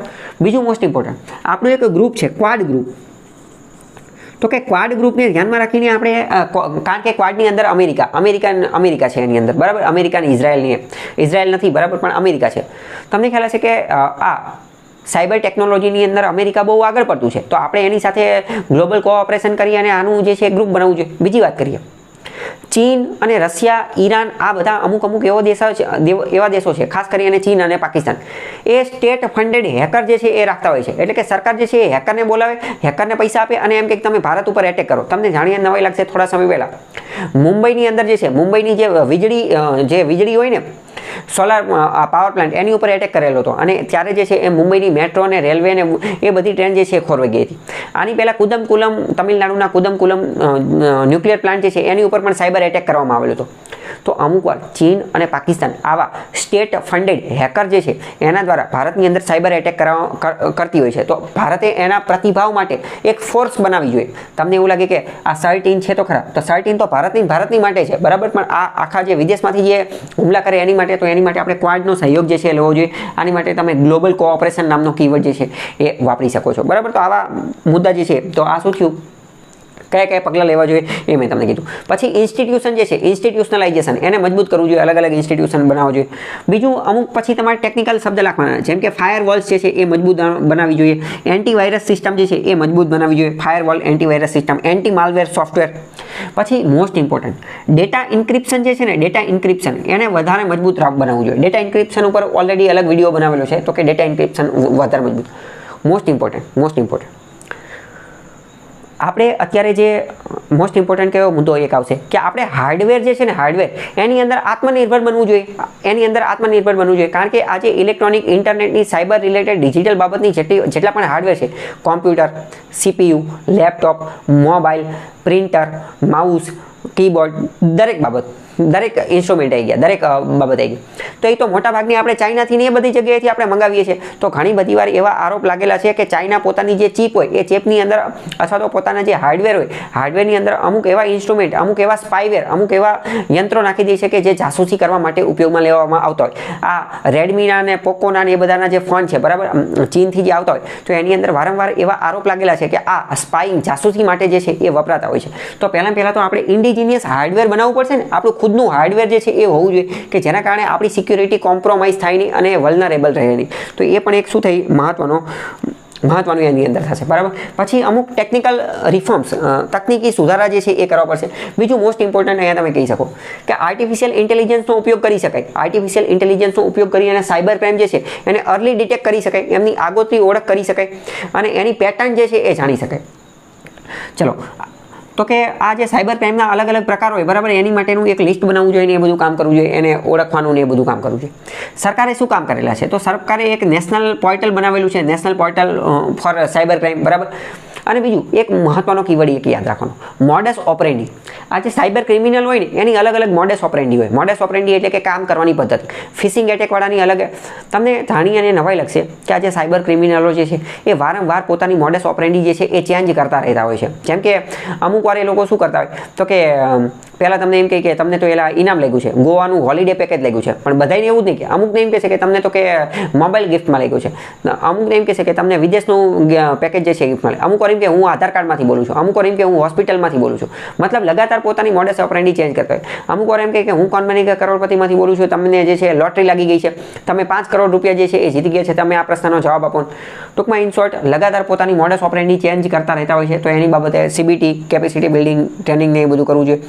લીગલ ફ્રેમવર્ક, ગ્લોબલ કોઓપરેશન, બરાબર. તો આ બધું બાબત જે છે કરવું જોઈએ. અને લાસ્ટમાં પછી તમારે શું કરવાનું, તો કે લાસ્ટમાં કન્ક્લુઝન જે છે બાંધવાનું કે અત્યારે સમગ્ર દુનિયા જે છે એ ઇન્ટરનેટના માધ્યમથી એક ગ્લોબલ વિલેજ બની ગયું છે, નાનું ગામ બની ગયું છે. ઇન્ટરકનેક્ટેડનેસ જે છે એ વધી ગઈ છે, એના કારણે આ સાયબર ક્રાઇમને એ બધું વધી ગયું છે. તો એને ડામવા માટે અલગ અલગ પગલાંને એ બધું લેવું જોઈએ, એને મજબૂતી પ્રદાન કરવી જોઈએ, અવેરનેસથી. તમે એક વસ્તુ નોટ કરી કે ગ્લોબલ વિલેજ, આ ઇન્ટરકનેક્ટેડનેસ, આ બધી વસ્તુ જે છે એ દરેક કન્ક્લુઝનની અંદર હું દરેકની અંદર આ જ સજેસ્ટ કરું છું. તો કન્ક્લુઝન એ એક એવું જ જાદુ છે કે જે એકવાર તમને ખબર પડી ગઈ તો તમે દરેક ક્વેશ્ચનની અંદર એક જ પ્રકારનું કન્ક્લુઝન કઈ રીતે ઢાળી શકું એ તમને ખ્યાલ આવી જાય, બરાબર. હવે આગળનો 9મા નંબરનો પ્રશ્ન છે કે વેસ્ટ મેનેજમેન્ટ એ વિશ્વના તમામ દેશો માટે ખૂબ જ જટિલ મુદ્દો છે, ચર્ચા કરો. વેસ્ટ મેનેજમેન્ટ જે છે એ સમગ્ર વિશ્વ માટે ખૂબ જટિલ મુદ્દો છે, ચર્ચા કરો.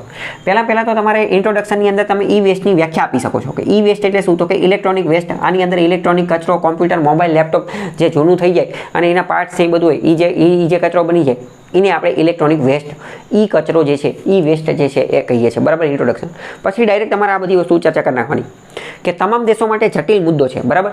ચર્ચા કરવાની છે તો બધા મુદ્દા લખવાના. કયા મુદ્દા લખવાના કે વેસ્ટ જે છે વેસ્ટ, એના પડકારો કયા છે, એની ચેલેન્જીસ કઈ છે, એની હકારાત્મક બાબતો કઈ, નકારાત્મક બાબતો કઈ, એને સોલ્વ કરવા માટે વે ફોરવર્ડ શું હોઈ શકે, બરાબર. એ બધા ફોલ્ડર જે છે આની અંદર બનાવવાના.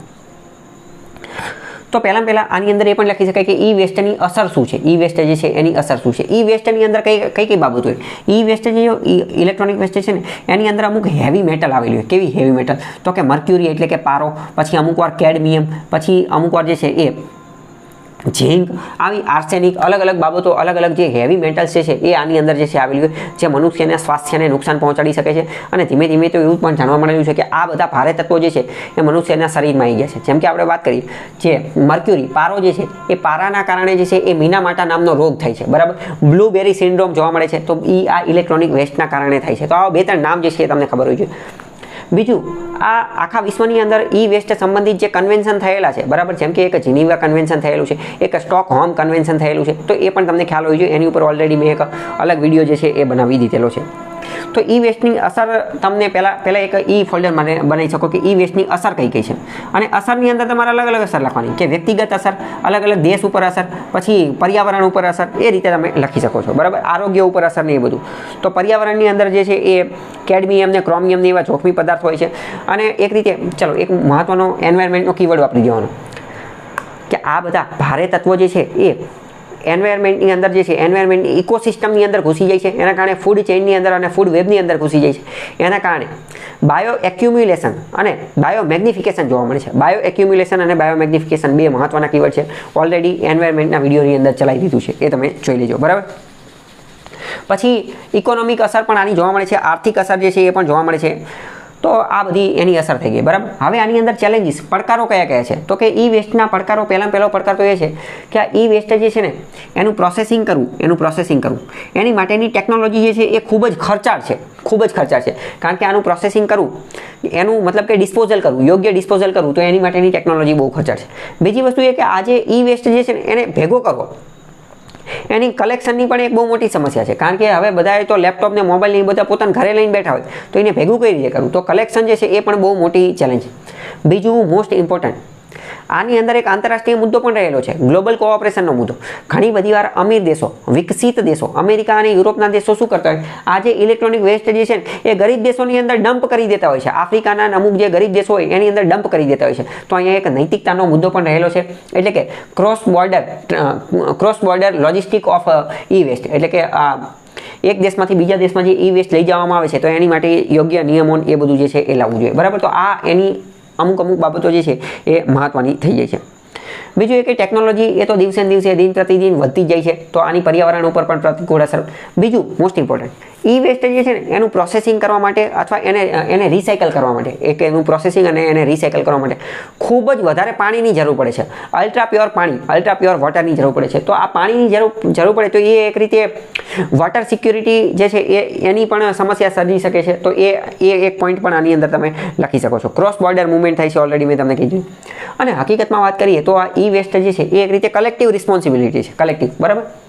તો આ ફોલ્ડર પછી એક લખી શકો કે ઈ વેસ્ટની સમસ્યા દૂર કરવા માટે કયા પગલાં લેવા જોઈએ. તો એક તો extended producer responsibility, take back programme, recycling માટેની ગાઈડલાઈન લેવી જોઈએ, ગ્લોબલ કોઓપરેશન કરવું જોઈએ, યોગ્ય નિકાલ, ફંડિંગ જે છે વધારવું જોઈએ, અવેરનેસ વધારવી જોઈએ, શિક્ષણને, ઇન્ટરનેશનલ કોઓપરેશનને, અલગ અલગ સ્ટોકહોમ કન્વેન્શન એ બધે થયા છે. આ બધી બાબત જે છે એ તમારે લખવી પડે. લાસ્ટમાં કન્ક્લુઝન મારવાનું કે જેમ જેમ ટેકનોલોજીનો ઉપયોગ વધી રહ્યો છે એમ ઈ વેસ્ટ પણ વધી રહ્યો છે, પરંતુ આનું યોગ્ય પ્રોસેસિંગ, રિસાયકલિંગ થવું ખૂબ જ જરૂરી છે. અને મનુષ્યના સ્વાસ્થ્યને અને પર્યાવરણને પણ નુકસાન પહોંચાડે છે, તો એની માટે યોગ્ય પગલાં જે છે એ લેવા જોઈએ. અને એક રીતે સસ્ટેનેબલ ડેવલપમેન્ટ, ટકાઉ વિકાસ તરફ જે છે એક પગલું આગળ વધારવું જોઈએ. તો એ રીતે કન્ક્લુઝન કરી શકો. આગળનો છેલ્લો ક્વેશ્ચન છે કે ગ્લોબલ ઇનોવેશન ઇન્ડેક્સ GII એમાં ભારતનો ક્રમ વધારવા માટે કયા પગલાં લેવા જોઈએ? GII ગ્લોબલ ઇનોવેશન ઇન્ડેક્સમાં ભારતનો ક્રમ સુધારવા માટે કયા પગલાં લેવા જોઈએ? તો પહેલાં તો મોસ્ટ ઇમ્પોર્ટન્ટ કે ગ્લોબલ ઇનોવેશન ઇન્ડેક્સ જે છે એ સિલેબસમાં જ આપેલું છે. તો સિલેબસમાં જે અમુક પોઈન્ટ સ્પેસિફિકલી મેન્શન કરેલા છે તો એ તો તમારા બાય હાર્ટ, એ તો તમારા દિમાગની અંદર એના મુદ્દાને બધું ક્લિયર જ હોવું જોઈએ, બરાબર. તો હવે આમાં ઇન્ટ્રોડક્શનમાં શું આપી શકો કે ભાઈ ગ્લોબલ ઇનોવેશન ઇન્ડેક્સ શું છે, એમાં ભારતનો રેન્ક કેટલો છે? તો આમાં ભારતનો રેન્ક જે છે એ 40મો છે. અને WIPO World Intellectual Property Rights Organisation જે છે એના દ્વારા આ જે છે એ ઇન્ડેક્સ રજૂ કરવામાં આવે છે, વર્લ્ડ ઇન્ટેલેક્ચુઅલ પ્રોપર્ટી ઓર્ગેનાઇઝેશન્સ. અને કાર્નેલ યુનિવર્સિટી જે છે, કાર્નેલ યુનિવર્સિટી અને ઇનસીડ એ ત્રણેય ભેગા થઈ અને WIPO, કાર્નેલ અને ઇનસીડ એ ત્રણેય ભેગા થઈ અને આ લોન્ચ કરે છે. અને ભારતનો રેન્ક 40મો છે.